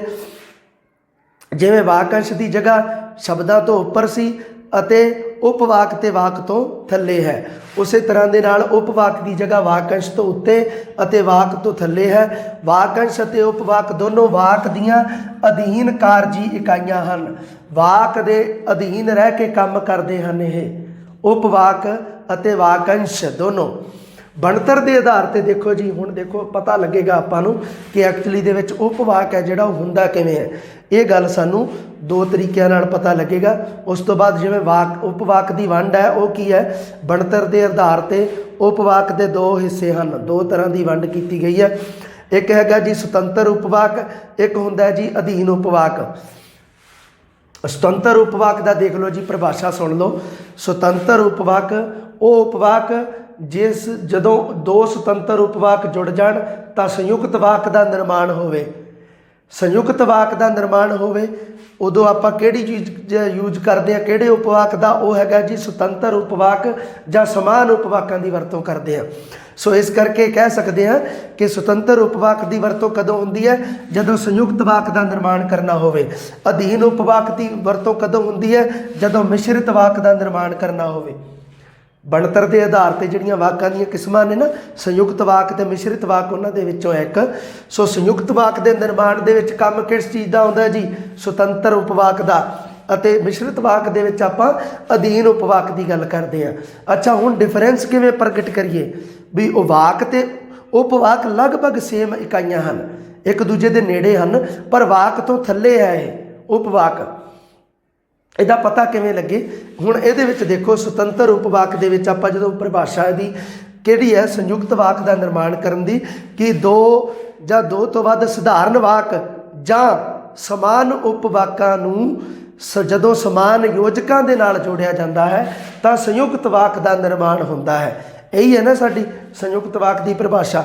ਉਹਦੇ ਵਿੱਚ ਆਪਾਂ ਦੋ ਸੁਤੰਤਰ ਉਪਵਾਕ ਜਾਂ ਸਮਾਨ ਉਪਵਾਕਾਂ ਨੂੰ ਵਰਤਦੇ ਹਾਂ ਅਤੇ ਉਹਨੂੰ ਆਪਾਂ ਸਧਾਰਨ ਵਾਕ ਵੀ ਕਹਿ ਦਿੰਦੇ ਹਾਂ। ਅੱਛਾ, ਇਹਦਾ ਮਤਲਬ ਕੀ ਹੈ ਕਿ ਜਦੋਂ ਸੰਯੁਕਤ ਵਾਕ ਦਾ ਨਿਰਮਾਣ ਕਰਨਾ ਹੋਵੇ, ਸੰਯੁਕਤ ਵਾਕ ਦਾ ਜਦੋਂ ਨਿਰਮਾਣ ਕਰਨਾ ਹੋਵੇ ਉਦੋਂ ਜਿਹੜਾ ਸੁਤੰਤਰ ਉਪਵਾਕ ਹੈ ਉਹ ਇੱਕ ਸਧਾਰਨ ਵਾਕ ਦੇ ਤੌਰ 'ਤੇ ਵਿਚਰਦਾ ਹੈ। ਇਹਦਾ ਮਤਲਬ ਹੈ ਕਿ ਸੁਤੰਤਰ ਉਪਵਾਕ ਸਧਾਰਨ ਵਾਕ ਹੋ ਸਕਦਾ ਹੈ ਕਿਉਂਕਿ ਜਿਹੜਾ ਉਪਵਾਕ ਹੈ ਉਹ ਇੱਕ ਵਾਕ ਵਰਗੀ ਇਕਾਈ ਹੈ ਅਤੇ ਜਿਹੜਾ ਵਾਕੰਸ਼ ਹੈ ਉਹ ਉਪਵਾਕ ਵਰਗੀ ਇਕਾਈ ਹੈ। ਦੁਬਾਰੇ ਫੇਰ ਸੁਣ ਲਓ ਕਿ ਜਿਹੜਾ ਵਾਕੰਸ਼ ਹੈ ਉਹ ਉਪਵਾਕ ਵਰਗੀ ਇਕਾਈ ਹੈ ਅਤੇ ਜਿਹੜਾ ਉਪਵਾਕ ਹੈ ਉਹ ਵਾਕ ਵਰਗੀ ਇਕਾਈ ਹੈ। ਦੋਨਾਂ ਦੀ ਜਿਹੜੀ ਬਣਤਰ ਹੈ, ਜਿਵੇਂ ਵਾਕੰਸ਼ ਦੀ ਬਣਤਰ ਹੈ ਉਹ ਉਪਵਾਕ ਦੇ ਵਰਗੀ ਹੈ ਅਤੇ ਉਪਵਾਕ ਦੀ ਜਿਹੜੀ ਬਣਤਰ ਜਾਂ ਸਟਰਕਚਰ ਹੈ ਉਹ ਵਾਕ ਵਰਗੀ ਹੈ। ਸੋ ਇਹਦੇ ਵਿੱਚ ਕੀ ਹੈ, ਦੇਖੋ ਜੀ, ਦੋ ਸਮਾਨ ਉਪਵਾਕਾਂ ਨੂੰ ਜੋੜਦੇ ਹਾਂ ਆਪਾਂ ਜਾਂ ਦੋ ਸੁਤੰਤਰ ਉਪਵਾਕਾਂ ਨੂੰ ਜੋੜਦੇ ਹਾਂ। ਹੁਣ ਦੇਖੋ ਸੰਯੁਕਤ ਵਾਕ ਦਾ ਇੱਕ ਮੈਂ ਉਦਾਹਰਣ ਲਿਆ ਹੈ, ਉਹ ਇਮਾਨਦਾਰ ਵੀ ਹੈ ਅਤੇ ਹੁਸ਼ਿਆਰ ਵੀ। ਇਹਦੇ ਵਿੱਚ ਦੇਖੋ ਜੀ ਦੋ ਸੁਤੰਤਰ ਉਪਵਾਕ ਹਨ, ਉਹ ਇਮਾਨਦਾਰ ਵੀ ਹੈ ਇੱਕ ਸੁਤੰਤਰ ਉਪਵਾਕ ਹੈ ਅਤੇ ਹੁਸ਼ਿਆਰ ਵੀ ਦੂਸਰਾ ਸੁਤੰਤਰ ਉਪਵਾਕ ਹੈ। ਦੇਖੋ ਜੀ, ਹੁਣ ਇੱਥੇ ਆਹੀ ਫਰਕ ਹੈ ਬਸ ਉਪਵਾਕ ਤੇ ਵਾਕ ਦਾ। ਹੁਣ ਇਹਨੂੰ ਇੱਥੇ ਤਾਂ ਹੈਗਾ ਜੀ ਸੁਤੰਤਰ ਉਪਵਾਕ ਕਿਉਂਕਿ ਅਤੇ ਨਾਲ ਜੁੜਿਆ ਹੋਇਆ, ਅਤੇ ਸ਼ਬਦ ਨੂੰ ਜਦੋਂ ਹਟਾਉਣਾ ਹੋਵੇ, ਮੰਨ ਲਓ ਯੋਜਕ ਨੂੰ ਹਟਾਉਣਾ ਹੋਵੇ, ਦੋਨਾਂ ਨੂੰ ਸਧਾਰਨ ਉਪਵਾਕ ਬਣਾਉਣਾ ਹੋਵੇ ਤਾਂ ਮੈਂ ਕਹੂੰਗਾ ਕਿ ਉਹ ਇਮਾਨਦਾਰ ਵੀ ਹੈ ਜਾਂ ਉਹ ਇਮਾਨਦਾਰ ਹੈ, ਇੱਕ ਹੋ ਗਿਆ ਸੁਤੰਤਰ ਉਪਵਾਕ। ਦੂਸਰਾ ਉਹ ਹੁਸ਼ਿਆਰ ਵੀ ਹੈ ਨਾ। ਹੁਸ਼ਿਆਰ ਵੀ ਤੋਂ ਅੱਗੇ ਸਾਨੂੰ ਸੈਂਸ ਲੱਗਦਾ ਕਿ ਹੈ ਹੋ ਸਕਦਾ ਹੈ ਨਾ। ਜਦੋਂ ਆਪਾਂ ਅਤੇ ਹਟਾਵਾਂਗੇ, ਜਦੋਂ ਦੋਵਾਂ ਨੂੰ ਵੱਖ-ਵੱਖ ਕਰਾਂਗੇ ਤਾਂ ਉਦੋਂ ਆਪਾਂ ਇੱਕ ਕੀ ਹੈ ਕਿ ਉਹ ਇਮਾਨਦਾਰ ਹੈ ਅਤੇ ਹੁਸ਼ਿਆਰ ਵੀ ਹੈ, ਐਵੇਂ ਆ ਜਾਏਗਾ। ਸੋ ਇੱਥੇ ਕੀ ਹੈ, ਹੁਸ਼ਿਆਰ ਵੀ। ਇੱਥੇ ਮੈਂ ਇਸ ਜਿਹੜਾ ਵਾਕ ਹੈ ਇਹਨੂੰ ਖਤਮ ਕਰਤਾ ਜੀ। ਦੇਖੋ ਹੁਸ਼ਿਆਰ ਵੀ, ਦੇਖੋ ਜੀ ਆਹ ਜਿਹੜਾ ਇਹ ਤੁਸੀਂ ਕਹਿ ਨਹੀਂ ਸਕਦੇ ਵੀ ਇਹ ਵਾਕ ਹੈ। ਸੋ ਇੱਥੇ ਕੀ ਹੈ, ਇਹ ਦੇਖੋ ਵਾਕ ਦਾ ਸੈਂਸ ਦੇ ਰਿਹਾ ਹੈ। ਹੁਸ਼ਿਆਰ ਵੀ ਸਾਨੂੰ ਪਤਾ ਹੈ ਵੀ ਅੱਗੇ ਜੇ ਸੈਂਸ ਲਾਈਏ, ਜੇ ਆਪਾਂ ਅੱਗੇ ਸ਼ਬਦ ਲਿਖਣਾ ਹੋਵੇ ਤਾਂ ਉਹ ਆਪਾਂ ਐਵੇਂ ਵੀ ਲਿਖ ਸਕਦੇ ਹਾਂ ਕਿ ਉਹ ਇਮਾਨਦਾਰ ਵੀ ਹੈ ਅਤੇ ਹੁਸ਼ਿਆਰ ਵੀ ਹੈ, ਕੋਈ ਦਿੱਕਤ ਨਹੀਂ ਹੈ। ਪਰ ਇੱਥੇ ਕੀ ਹੈ, ਮੈਂ ਲਿਖਤਾ ਕਿ ਉਹ ਇਮਾਨਦਾਰ ਵੀ ਹੈ ਅਤੇ ਹੁਸ਼ਿਆਰ ਵੀ, ਇੱਥੇ ਖਤਮ ਕਰਤਾ। ਹੁਸ਼ਿਆਰ ਵੀ ਅਤੇ ਹੁਸ਼ਿਆਰ ਵੀ ਹੈ, ਦੋਨੋਂ ਹੀ ਚੀਜ਼ਾਂ ਚੱਲ ਜਾਣਗੀਆਂ, ਦੋਨੋਂ ਹੀ ਸਹੀ ਹੈ। ਇਸ ਕਰਕੇ ਕੀ ਹੈ, ਇਹ ਇੱਕ ਉਪਵਾਕ ਹੈ ਜਿਹੜਾ ਹੁਸ਼ਿਆਰ ਵੀ। ਇਹਦੇ ਤੋਂ ਸੈਂਸ ਲੱਗਦਾ ਸਾਨੂੰ ਕਿ ਅੱਗੇ ਸਹਾਇਕ ਕਿਰਿਆ ਆ ਵੀ ਸਕਦੀ ਹੈ ਅਤੇ ਨਹੀਂ ਵੀ ਆ ਸਕਦੀ। ਇਹਨੂੰ ਕਹਿ ਦਿੰਦੇ ਆ ਜੀ ਕਿ ਉਪਵਾਕ ਹੈ ਜਿਹੜਾ ਉਹ ਵਾਕ ਵਰਗੀ ਇਕਾਈ ਹੈ। ਹੁਣ ਦੇਖੋ ਜੀ ਅਧੀਨ ਉਪਵਾਕ। ਅਧੀਨ ਉਪਵਾਕ ਦੀ ਆਪਾਂ ਜਦੋਂ ਗੱਲ ਕਰਦੇ ਹਾਂ ਉਦੋਂ ਆਪਾਂ ਕਹਿੰਦੇ ਹਾਂ ਜੀ ਸੁਤੰਤਰ, ਜਦੋਂ ਇੱਕ ਸੁਤੰਤਰ ਵਾਕ ਹੈ ਅਤੇ ਉਹਦੇ ਇੱਕ ਅਧੀਨ ਉਪਵਾਕ ਆ ਜੇ, ਜਦੋਂ ਦੋਨਾਂ ਨੂੰ ਅਧੀਨ ਯੋਜਕ ਦੇ ਨਾਲ ਜੋੜਿਆ ਜਾਵੇ, ਇੱਕ ਸੁਤੰਤਰ ਵਾਕ ਨੂੰ ਅਤੇ ਅਧੀਨ ਉਪਵਾਕ ਨੂੰ ਜਦੋਂ ਅਧੀਨ ਯੋਜਕ ਦੇ ਨਾਲ ਜੋੜਿਆ ਜਾਵੇ ਤਾਂ ਉਦੋਂ ਸਾਡਾ ਕਿਹੜਾ ਵਾਕ ਬਣਦਾ ਹੈ? ਮਿਸ਼ਰਿਤ ਵਾਕ ਬਣਦਾ ਹੈ। ਜਿਵੇਂ ਉਸਨੇ ਕਿਹਾ ਕਿ ਮੈਂ ਸਕੂਲ ਨਹੀਂ ਜਾਵਾਂਗਾ। ਦੇਖੋ ਜੀ ਆਹ ਤਾਂ ਹੈਗਾ ਸੁਤੰਤਰ ਵਾਕ, ਮੈਂ ਸਕੂਲ ਨਹੀਂ ਜਾਵਾਂਗਾ। ਹੁਣ ਆਹ ਜਿਹੜਾ ਉਸਨੇ ਕਿਹਾ ਹੈ ਇਹ ਸਾਡਾ ਅਧੀਨ ਉਪਵਾਕ ਹੈ, ਕਿਉਂਕਿ ਉਸਨੇ ਕਿਹਾ ਇਹਦਾ ਆਪਣੇ ਆਪ ਦੇ ਵਿੱਚ ਕੋਈ ਮਾਇਨਾ ਨਹੀਂ ਬਣ ਰਿਹਾ। ਉਸਨੇ ਕਿਹਾ, ਕੀ ਕਿਹਾ? ਅੱਗੇ ਗੱਲ ਪੂਰੀ ਨਹੀਂ ਹੋ ਰਹੀ। ਕਦੋਂ ਪੂਰੀ ਹੋਵੇਗੀ? ਜਦੋਂ ਕਿ ਅਧੀਨ ਯੋਜਕ ਲੱਗ ਕੇ, ਸਮਾਨ ਯੋਜਕ ਤੇ ਅਧੀਨ ਯੋਜਕ ਪੜ੍ਹੇ ਹੋਣੇ ਆ ਤੁਸੀਂ। ਹੁਣ ਤੁਹਾਨੂੰ ਪਤਾ ਲੱਗਿਆ, ਮੈਂ ਤੁਹਾਨੂੰ ਕਿਹਾ ਸੀ ਨਾ ਕਿ ਸਿਲੇਬਸ ਹੈ ਜਿਹੜਾ, ਉਹਦੇ ਵਿੱਚ ਦੇਖੋ ਜਿਹੜਾ ਵਿਆਕਰਣ ਹੈ ਉਹ ਕਦੇ ਵੀ ਕੱਟਿਆ ਨਹੀਂ ਜਾਂਦਾ ਹੁੰਦਾ। ਤੁਸੀਂ ਕਿਹਾ ਸਰ ਨਾਮ ਪੜਨਾਮ ਇਹ ਸਭ ਉਡਾ ਦੀਏ, ਹਟਾ ਦੀਏ, ਬੜੇ ਖੁਸ਼ ਹੁੰਦੇ ਸੀ ਤੁਸੀਂ, ਤਾਂ ਲੁੱਡੀਆਂ ਪਾਈ ਜਾਂਦੇ ਸੀਗੇ। ਆਹ ਦੇਖ ਲਓ ਇੱਥੇ ਸਾਰੇ ਕੰਮ ਆ ਗਏ ਤੁਹਾਡੇ। ਤੁਹਾਨੂੰ ਨਾਮ ਦਾ ਵੀ ਪਤਾ ਹੋਣਾ ਚਾਹੀਦਾ, ਪੜਨਾਮ ਦਾ ਵੀ, ਕਿਰਿਆ ਦਾ ਵੀ, ਵਿਸ਼ੇਸ਼ਣ ਦਾ ਵੀ, ਕਿਰਿਆ ਵਿਸ਼ੇਸ਼ਣ ਦਾ ਵੀ, ਕਿਉਂਕਿ ਉਦੇਸ਼ ਤੇ ਵਿਧੇਯ ਦੇ ਵਿੱਚ ਸਾਰੇ ਹੀ ਕੰਮ ਆਉਂਦੇ ਆ। ਇੱਥੇ ਵੀ ਦੇਖ ਲਓ ਹੁਣ ਉਸਨੇ ਕਿਹਾ ਕਿ ਮੈਂ ਸਕੂਲ ਨਹੀਂ ਜਾਵਾਂਗਾ। ਅੱਛਾ, ਕੇ ਯੋਜਕ ਦੇ ਨਾਲ ਜੋੜਿਆ ਜਦੋਂ ਇਹਨਾਂ ਨੂੰ, ਤਾਂ ਉਹਦੇ ਵਿੱਚ ਪਹਿਲਾ ਜਿਹੜਾ ਹੈਗਾ ਉਸਨੇ ਕਿਹਾ ਉਹ ਹੈਗਾ ਅਧੀਨ ਉਪਵਾਕ।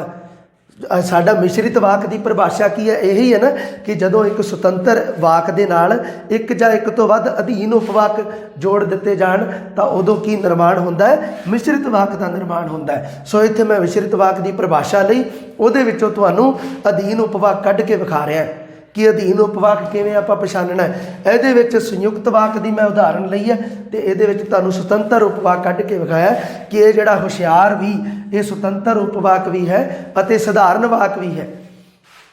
ਇਹਦੇ ਵਿੱਚ ਦੇਖੋ ਜੀ ਆਹ ਉਸਨੇ ਕਿਹਾ ਇਹ ਇੱਕ ਅਧੀਨ ਉਪਵਾਕ ਹੈ। ਅਗਰ ਮੈਂ ਇਕੱਲਾ ਬੋਲ ਦੇਵਾਂ ਇੰਨੀ ਗੱਲ ਵੀ ਉਸਨੇ ਕਿਹਾ ਤਾਂ ਤੁਸੀਂ ਸਵਾਲ ਪੁੱਛੋਗੇ ਸਰ ਕੀ ਕਿਹਾ ਉਸਨੇ, ਹੈ ਨਾ? ਤਾਂ ਉਸਨੇ ਕਿਹਾ ਕਿ ਮੈਂ ਸਕੂਲ ਨਹੀਂ ਜਾਵਾਂਗਾ। ਇੱਥੇ ਵਾਕ ਦਾ ਜਿਹੜਾ ਸੈਂਸ ਹੈ, ਵਾਕ ਦਾ ਅਰਥ ਹੈ ਜਿਹੜਾ ਇੱਥੇ ਪੂਰਾ ਹੋਇਆ, ਭਾਵ ਪੂਰਾ ਇੱਥੇ ਹੋਇਆ, ਇੱਥੇ ਨਹੀਂ ਹੋਇਆ। ਇਸ ਕਰਕੇ ਇਹ ਜਿਹੜਾ ਸ਼ਬਦ ਹੈ, ਆਹ ਜਿਹੜਾ ਇੱਕ ਸ਼ਬਦ ਸਮੂਹ ਹੈ, ਇਹ ਸਾਡਾ ਅਧੀਨ ਉਪਵਾਕ ਹੈ ਜੋ ਇੱਕ ਸੁਤੰਤਰ ਵਾਕ ਦੇ ਅਧੀਨ ਆ ਕੇ ਇਸ ਨੇ ਆਪਣਾ ਪੂਰਾ ਅਰਥ ਪ੍ਰਗਟ ਕੀਤਾ ਹੈ। ਇਹ ਆਪਣਾ ਪੂਰਾ ਅਰਥ ਪ੍ਰਗਟ ਨਹੀਂ ਕਰ ਸਕਿਆ ਇਕੱਲਾ, ਇਹਨੂੰ ਨਾਲ ਕੀ ਲਿਆਉਣਾ ਪਿਆ? ਇੱਕ ਅਧੀਨ ਯੋਜਕ ਦੀ ਸਹਾਇਤਾ ਲੈਣੀ ਪਈ, ਅਧੀਨ ਯੋਜਕ ਦੀਆਂ ਮਿੰਨਤਾਂ ਕੱਢਣੀਆਂ ਪਈਆਂ ਵੀ ਯਾਰ ਤੂੰ ਮੇਰੇ ਨਾਲ ਆ, ਮੈਂ ਇਹਦੇ ਨਾਲ ਜੁੜ ਕੇ ਤੇ ਫੇਰ ਹੀ ਪੂਰਾ ਹੋਊਗਾ। ਅਧੀਨ ਉਪਵਾਕ ਕਹਿੰਦਾ ਵੀ ਮੈਨੂੰ ਤੇਰੀ, ਅਧੀਨ ਯੋਜਕ ਨੂੰ ਕਹਿੰਦਾ ਵੀ ਮੈਨੂੰ ਤੇਰੀ ਸਹਾਇਤਾ ਚਾਹੀਦੀ ਹੈ, ਵੀ ਮੈਂ ਆਹ ਵੱਡੇ ਮੇਰੇ ਬਾਈ ਨਾਲ, ਮੇਰਾ ਵੱਡਾ ਭਰਾ ਆ ਸੁਤੰਤਰ ਵਾਕ, ਇਹਦੇ ਨਾਲ ਮੈਂ ਜੁੜ ਕੇ ਤੇ ਮੇਰਾ ਫੇਰ ਹੀ ਪੂਰਾ ਅਰਥ ਬਣਨਾ, ਉਵੇਂ ਮੇਰਾ ਇਕੱਲੇ ਦਾ ਕੋਈ ਭਾਵ ਨਹੀਂ ਬਣ ਰਿਹਾ। ਉਸਨੇ ਕਿਹਾ, ਤੁਸੀਂ ਅੱਗੇ ਸਵਾਲ ਕਰੋਗੇ ਸਰ ਕੀ ਕਿਹਾ?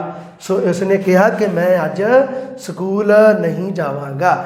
ਇਹ ਆ ਸਾਡਾ ਉਪਵਾਕ। ਹੁਣ ਧਿਆਨ ਦੇ ਵਿੱਚ ਰੱਖਣਾ ਕਿ ਕਿਵੇਂ ਉਪਵਾਕ ਹੈ ਜਿਹੜਾ ਉਹ ਵਾਕ ਤੋਂ ਥੱਲੇ ਹੈ। ਦੇਖੋ ਜੀ ਉਸਨੇ ਕਿਹਾ ਸ਼ਬਦ ਹੈ ਜਿਹੜਾ ਉਹ ਇੱਕ ਅਧੀਨ ਉਪਵਾਕ ਹੈ, ਭਾਵ ਇੱਕ ਉਪਵਾਕ ਹੈ ਜੋ ਇੱਕ ਵਾਕ ਦੇ ਨਾਲ, ਭਾਵ ਸੁਤੰਤਰ ਵਾਕ ਦੇ ਨਾਲ ਆ ਕੇ ਹੀ ਇੱਕ ਵਾਕ ਵਿੱਚ ਪੂਰੇ ਅਰਥ ਪ੍ਰਗਟ ਕਰ ਸਕਦਾ ਹੈ।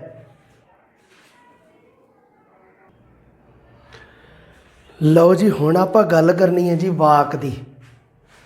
ਵਾਕ ਹੈ ਜਿਹੜਾ ਭਾਸ਼ਾ ਦੀ ਸਭ ਤੋਂ ਵੱਡੀ ਸਾਰਥਕ ਇਕਾਈ ਹੈ। ਭਾਸ਼ਾ ਦੇ ਵਿੱਚ ਇਦੋਂ ਵੱਡੀ ਕੋਈ ਇਕਾਈ ਨਹੀਂ ਹੈਗੀ, ਵਾਕ ਸਭ ਤੋਂ ਵੱਡੀ ਹੈ। ਸਭ ਤੋਂ ਛੋਟੀ ਇਕਾਈ ਕੀ ਹੈ ਜੀ? ਧੁਨੀ। ਸਭ ਤੋਂ ਛੋਟੀ ਸਾਰਥਕ ਇਕਾਈ ਕੀ ਹੈ ਜੀ? ਸ਼ਬਦ। ਆਪਣੀ ਭਾਸ਼ਾ ਦੇ ਵਿੱਚ, ਸਧਾਰਨ ਦੇ ਵਿੱਚ ਸ਼ਬਦ। ਉਸ ਤੋਂ ਬਾਅਦ ਹੈ ਜੀ ਸਭ ਤੋਂ ਵੱਡੀ ਹੈ ਜਿਹੜੀ ਸਾਰਥਕ ਇਕਾਈ ਕੀ ਹੈ? ਉਹ ਹੈ ਜੀ ਵਾਕ, ਜੋ ਆਪਣੇ ਆਪ ਦੇ ਵਿੱਚ ਸੁਤੰਤਰ ਹੈ ਅਤੇ ਸਾਰਥਕ ਹੈ। ਸੋ ਭਾਸ਼ਾ ਦੀ ਸਭ ਤੋਂ ਵੱਡੀ ਸਾਰਥਕ ਇਕਾਈ ਹੈ। ਵਾਕ ਪੱਧਰ 'ਤੇ, ਭਾਵ ਵਾਕ ਦੇ ਲੈਵਲ 'ਤੇ ਜਦੋਂ ਇੱਕ ਵਾਕ ਬਣਾਉਂਦੇ ਹਾਂ ਆਪਾਂ, ਉਦੋਂ ਵਾਕ ਹੈ ਉਹ ਇੱਕ ਸੁਤੰਤਰ ਕਾਰਜੀ ਇਕਾਈ ਹੈ। ਵਾਕ ਸੁਤੰਤਰ ਰੂਪ ਵਿੱਚ ਵਿਚਰਦਾ ਹੈ। ਉਪਵਾਕ ਅਤੇ ਵਾਕੰਸ਼ ਵਾਕ ਦੇ ਅਧੀਨ ਇਕਾਈਆਂ ਹਨ ਦੋਨੋਂ। ਇਹ ਦੋਨੋਂ ਵਾਕੰਸ਼ ਅਤੇ ਉਪਵਾਕ ਦੋਨੋਂ ਵਾਕ ਦੇ ਅਧੀਨ ਆ ਕੇ ਹੀ ਆਪਣਾ ਸਾਰਥਕ ਅਰਥ ਦਿੰਦੀਆਂ ਹਨ, ਪੂਰਾ ਅਰਥ ਦਿੰਦੀਆਂ ਹਨ। ਸੋ ਉਹ ਵਾਕ ਦੀ ਜਿਹੜੀ ਪਰਿਭਾਸ਼ਾ ਕੀ ਹੈ ਜੀ? ਪਤੰਜਲੀ ਕੀ ਆਂਦਾ ਸਾਡਾ? ਪੰਤਜਲੀ ਨਾ ਕਿਹਾ ਕਰੋ ਇਹਨੂੰ, ਪਤੰਜਲੀ ਕਿਹਾ ਕਰੋ। ਪਤੰਜਲੀ ਕੀ ਕਹਿੰਦਾ ਹੈ ਕਿ ਪੂਰਨ ਅਰਥਾਂ ਦਾ ਸੰਚਾਰ ਕਰਨ ਵਾਲਾ ਜਿਹੜਾ ਸ਼ਬਦ ਸਮੂਹ ਹੈ ਉਸ ਨੂੰ ਕਿਹਾ ਜਾਂਦਾ ਹੈ ਜੀ ਵਾਕ। ਵਾਕ ਦੀ ਪਹਿਲੀ ਪਰਿਭਾਸ਼ਾ ਦਿੱਤੀ ਹੈ ਜੀ ਪਤੰਜਲੀ ਨੇ। ਪੂਰਨ ਅਰਥਾਂ ਦਾ ਸੰਚਾਰ ਕਰਨ ਵਾਲੇ ਸ਼ਬਦ ਸਮੂਹ ਨੂੰ ਵਾਕ ਕਿਹਾ ਜਾਂਦਾ ਹੈ। ਦੂਸਰੀ ਪਰਿਭਾਸ਼ਾ ਹੈ ਜੀ ਬਲੂਮਫੀਲਡ ਦੀ। ਕਿਹੜੇ ਫੀਲਡ ਦੀ? ਬਲੂਮਫੀਲਡ ਦੀ। ਸੁਤੰਤਰ ਭਾਸ਼ਾਈ ਇਕਾਈ ਹੈ ਵਾਕ। ਵਾਕ ਇੱਕ ਸੁਤੰਤਰ ਭਾਸ਼ਾਈ ਇਕਾਈ ਹੈ ਜੋ ਆਪਣੀ ਵਿਆਕਰਨਕ ਵਿਸ਼ੇਸ਼ਤਾ ਦੇ ਕਾਰਨ ਕਿਸੇ ਹੋਰ ਵੱਡੀ ਇਕਾਈ ਦੇ ਅਧੀਨ ਨਹੀਂ ਹੁੰਦੀ, ਆਪਣੇ ਆਪ ਦੇ ਵਿੱਚ ਸੁਤੰਤਰ ਹੁੰਦੀ ਹੈ। ਡਾਕਟਰ ਹਰਕੀਰਤ ਸਿੰਘ ਦੀ ਕੀ ਪਰਿਭਾਸ਼ਾ ਹੈ? ਅਜਿਹਾ ਬੋਲ ਜੋ ਬਿਨਾਂ ਕਿਸੇ ਦੂਜੇ ਬੋਲ ਦੀ ਸਹਾਇਤਾ ਦੇ ਪੂਰਾ ਅਰਥ ਦੇਵੇ ਉਹ ਵਾਕ ਹੈ। ਅਜਿਹਾ ਬੋਲ ਜੋ ਬਿਨਾਂ ਕਿਸੇ ਦੂਜੇ ਬੋਲ ਦੀ ਸਹਾਇਤਾ ਦੇ ਬੋਲਿਆ ਜਾਵੇ ਅਤੇ ਪੂਰਾ ਅਰਥ ਦੇਵੇ ਉਸ ਨੂੰ ਕਿਹਾ ਜਾਂਦਾ ਹੈ ਜੀ ਸਾਡਾ ਵਾਕ। ਇਹ ਹੈ ਜੀ ਸਾਡੇ ਵਾਕ ਦੀ ਪਰਿਭਾਸ਼ਾ ਹੈ ਜੀ। ਹੁਣ ਦੇਖੋ ਜੀ ਆਪਾਂ ਸਭ ਤੋਂ ਇੰਪੋਰਟੈਂਟ ਗੱਲ ਕਰਨੀ ਹੈ ਜੀ ਵਾਕ ਦੇ ਵਿੱਚ। ਜਿਵੇਂ ਆਪਾਂ ਗੱਲ ਕੀਤੀ ਸੀ ਕਿ ਨਾਮ ਵਾਕੰਸ਼ ਅਤੇ ਕਿਰਿਆ ਵਾਕੰਸ਼ ਦੋਨਾਂ ਦਾ ਹੋਣਾ ਬਹੁਤ ਜ਼ਰੂਰੀ ਹੈ। ਹੁਣ ਜਿਹੜਾ ਸਾਡਾ ਅਗਲਾ ਜੋ ਸਾਡੇ ਸਿਲੇਬਸ ਦੇ ਵਿੱਚ ਦਿੱਤਾ ਹੋਇਆ ਹੈ ਵਾਕ ਦੇ ਸੰਬੰਧੀ ਉਹ ਹੈ ਜੀ ਕਿ ਬਣਤਰ ਅਤੇ ਕਾਰਜ ਦੇ ਆਧਾਰ 'ਤੇ ਵਾਕਾਂ ਦੀ ਵੰਡ। ਉਹਦੇ ਬਾਰੇ ਆਪਾਂ ਗੱਲ ਕਰਦੇ ਹਾਂ ਜੀ ਬਣਤਰ ਅਤੇ ਕਾਰਜ ਦੇ ਆਧਾਰ 'ਤੇ। ਲਓ ਜੀ ਬਣਤਰ ਦੇ ਆਧਾਰ 'ਤੇ ਵਾਕ ਹੈ ਜਿਹੜੇ ਉਹ ਹੁੰਦੇ ਆ ਜੀ ਤਿੰਨ ਤਰ੍ਹਾਂ ਦੇ। ਇੱਕ ਹੁੰਦਾ ਜੀ ਸਧਾਰਨ ਵਾਕ, ਦੂਸਰਾ ਹੁੰਦਾ ਜੀ ਸੰਯੁਕਤ ਵਾਕ ਅਤੇ ਤੀਸਰਾ ਹੁੰਦਾ ਹੈ ਜੀ ਮਿਸ਼ਰਿਤ ਵਾਕ। ਦੇਖੋ ਜੀ ਸਧਾਰਨ ਵਾਕ ਦੀ ਗੱਲ ਤਾਂ ਆਪਾਂ ਵਾਰੀ ਕੀਤੀ ਹੈ ਜੀ। ਜਦੋਂ ਆਪਾਂ ਉਦੇਸ਼ ਤੇ ਵਿਧੇਯ ਪੜ੍ਹਿਆ ਅਤੇ ਜਦੋਂ ਸਾਡੇ ਵਾਕੰਸ਼ ਪੜ੍ਹੇ ਹੈ ਆਪਾਂ ਉਦੋਂ ਸਾਨੂੰ ਇੱਕ ਗੱਲ ਦਾ ਸਾਨੂੰ ਪਤਾ ਲੱਗਾ ਜਦੋਂ ਆਪਾਂ ਵਾਕੰਸ਼ ਪੜ੍ਹੇ ਕਿ ਇੱਕ ਸਧਾਰਨ ਵਾਕ ਦੇ ਵਿੱਚ ਨਾਮ ਵਾਕੰਸ਼ ਅਤੇ ਕਿਰਿਆ ਵਾਕੰਸ਼ ਦੋਨਾਂ ਦਾ ਹੋਣਾ ਬਹੁਤ ਜ਼ਰੂਰੀ ਹੈ। ਵੈਸੇ ਵਾਕੰਸ਼ ਹੁੰਦੇ ਆ ਜੀ 4, ਉਹਨਾਂ ਦੇ ਵਿੱਚੋਂ ਦੋਵਾਂ ਦਾ ਹੋਣਾ ਬਹੁਤ ਜ਼ਰੂਰੀ ਹੈ ਜੀ। ਸੋ ਇਹਦੇ ਵਿੱਚ ਇਹਦਾ ਮਤਲਬ ਕੀ ਹੈ? ਹੁਣ ਸਧਾਰਨ ਵਾਕ ਦੀ ਜਿਹੜੀ ਪਰਿਭਾਸ਼ਾ ਹੈ ਉਹ ਇੱਕ ਹੋ ਗਈ ਕਿ ਜਿਸ ਵਾਕ ਦੇ ਵਿੱਚ ਕੇਵਲ ਇੱਕ ਹੀ ਕਿਰਿਆ ਹੋਵੇ, ਇੱਕੋ ਹੀ ਕਿਰਿਆ ਹੋਵੇ ਜਾਂ ਇੱਕੋ ਹੀ ਕਿਰਿਆ ਵਾਕੰਸ਼ ਹੋਵੇ। ਹੁਣ ਤੁਸੀਂ ਕਿਰਿਆ ਨੂੰ ਕਿਰਿਆ ਵਾਕੰਸ਼ ਕਹਿਣਾ ਸ਼ੁਰੂ ਕਰ ਦਿਓ, ਨਾਮ ਨੂੰ ਨਾਮ ਵਾਕੰਸ਼ ਕਹਿਣਾ ਸ਼ੁਰੂ ਕਰ ਦਿਓ, ਕਿਉਂਕਿ ਸਧਾਰਨ ਵਾਕ, ਸੰਯੁਕਤ ਵਾਕ ਅਤੇ ਮਿਸ਼ਰਿਤ ਵਾਕ ਇਹਨਾਂ ਦੇ ਪ੍ਰਸ਼ਨ ਉਦੇਸ਼ ਤੇ ਵਿਧੇਯ ਅਤੇ ਵਾਕੰਸ਼ਾਂ ਦੇ ਅਨੁਸਾਰ ਹੀ ਪੁੱਛੇ ਜਾਣਗੇ ਜੇ ਪੁੱਛਣਗੇ ਤਾਂ। ਸੋ ਸਧਾਰਨ ਵਾਕ ਦੀ ਪਹਿਲੀ ਗੱਲ ਤੁਸੀਂ ਧਿਆਨ ਦੇ ਵਿੱਚ ਰੱਖਣਾ ਹੈ ਕਿ ਜਿਸ ਦੇ ਵਿੱਚ ਕੇਵਲ ਇੱਕੋ ਹੀ ਕਿਰਿਆ ਜਾਂ ਕਿਰਿਆ ਵਾਕੰਸ਼ ਹੋਵੇ। ਕਿਰਿਆ ਨੂੰ ਮੈਂ ਕਿਰਿਆ ਵਾਕੰਸ਼ ਕਹਿ ਸਕਦਾ ਹੈ ਨਾ। ਉਸ ਤੋਂ ਬਾਅਦ ਦੇਖੋ ਜੀ ਜਿਸ ਵਿੱਚ ਕੇਵਲ ਇੱਕ ਹੀ ਕਿਰਿਆ ਜਾਂ ਕਿਰਿਆ ਵਾਕੰਸ਼ ਹੋਵੇ ਇਸ ਵਿੱਚ ਇੱਕ ਉਦੇਸ਼ ਅਤੇ ਇੱਕ ਵਿਧੇਯ ਹੁੰਦਾ ਹੈ। ਕਿਉਂਕਿ ਇੱਕ ਸਧਾਰਨ ਵਾਕ ਦੇ ਵਿੱਚ ਕੀ ਹੋਣਾ ਚਾਹੀਦਾ? ਕਰਤਾ ਅਤੇ ਕਿਰਿਆ ਦਾ ਹੋਣਾ ਬਹੁਤ ਜ਼ਰੂਰੀ ਹੈ। ਸੋ ਇਹਦੇ ਵਾਸਤੇ ਕੀ ਹੈ? ਦੇਖੋ ਜੀ ਕਿਰਿਆ ਵਾਕੰਸ਼ ਤਾਂ ਕੇਵਲ ਇੱਕੋ ਹੀ ਹੋਣੀ ਚਾਹੀਦੀ ਹੈ ਅਤੇ ਦੂਸਰੀ ਸ਼ਰਤ ਕੀ ਹੈ ਇਹਦੀ? ਦੂਸਰੀ ਸ਼ਰਤ ਇਸ ਵਿੱਚ ਇੱਕ ਉਦੇਸ਼ ਅਤੇ ਇੱਕ ਵਿਧੇਯ ਹੋਣਾ ਚਾਹੀਦਾ ਹੈ।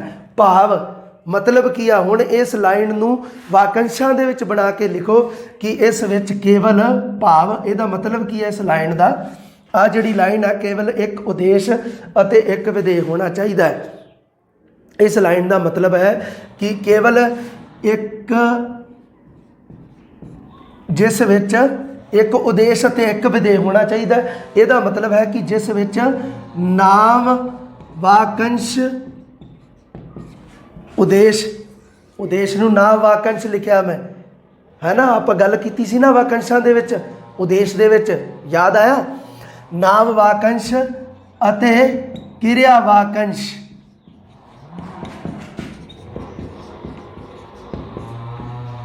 ਦੋਨੋਂ ਹੋਣ। ਦੂਸਰੇ ਸ਼ਬਦਾਂ ਦੇ ਵਿੱਚ ਜਿਸ ਵਿੱਚ ਉਦੇਸ਼ ਅਤੇ ਵਿਧੇਯ ਦੋਨੋਂ ਹੋਣ, ਜਿਸ ਵਿੱਚ ਉਦੇਸ਼ ਅਤੇ ਕਿਰਿਆ ਵਾਕੰਸ਼ ਭਾਵ ਵਿਧੇਯ ਦੇ ਵਿੱਚ ਆਉਂਦਾ ਹੈ ਨਾ।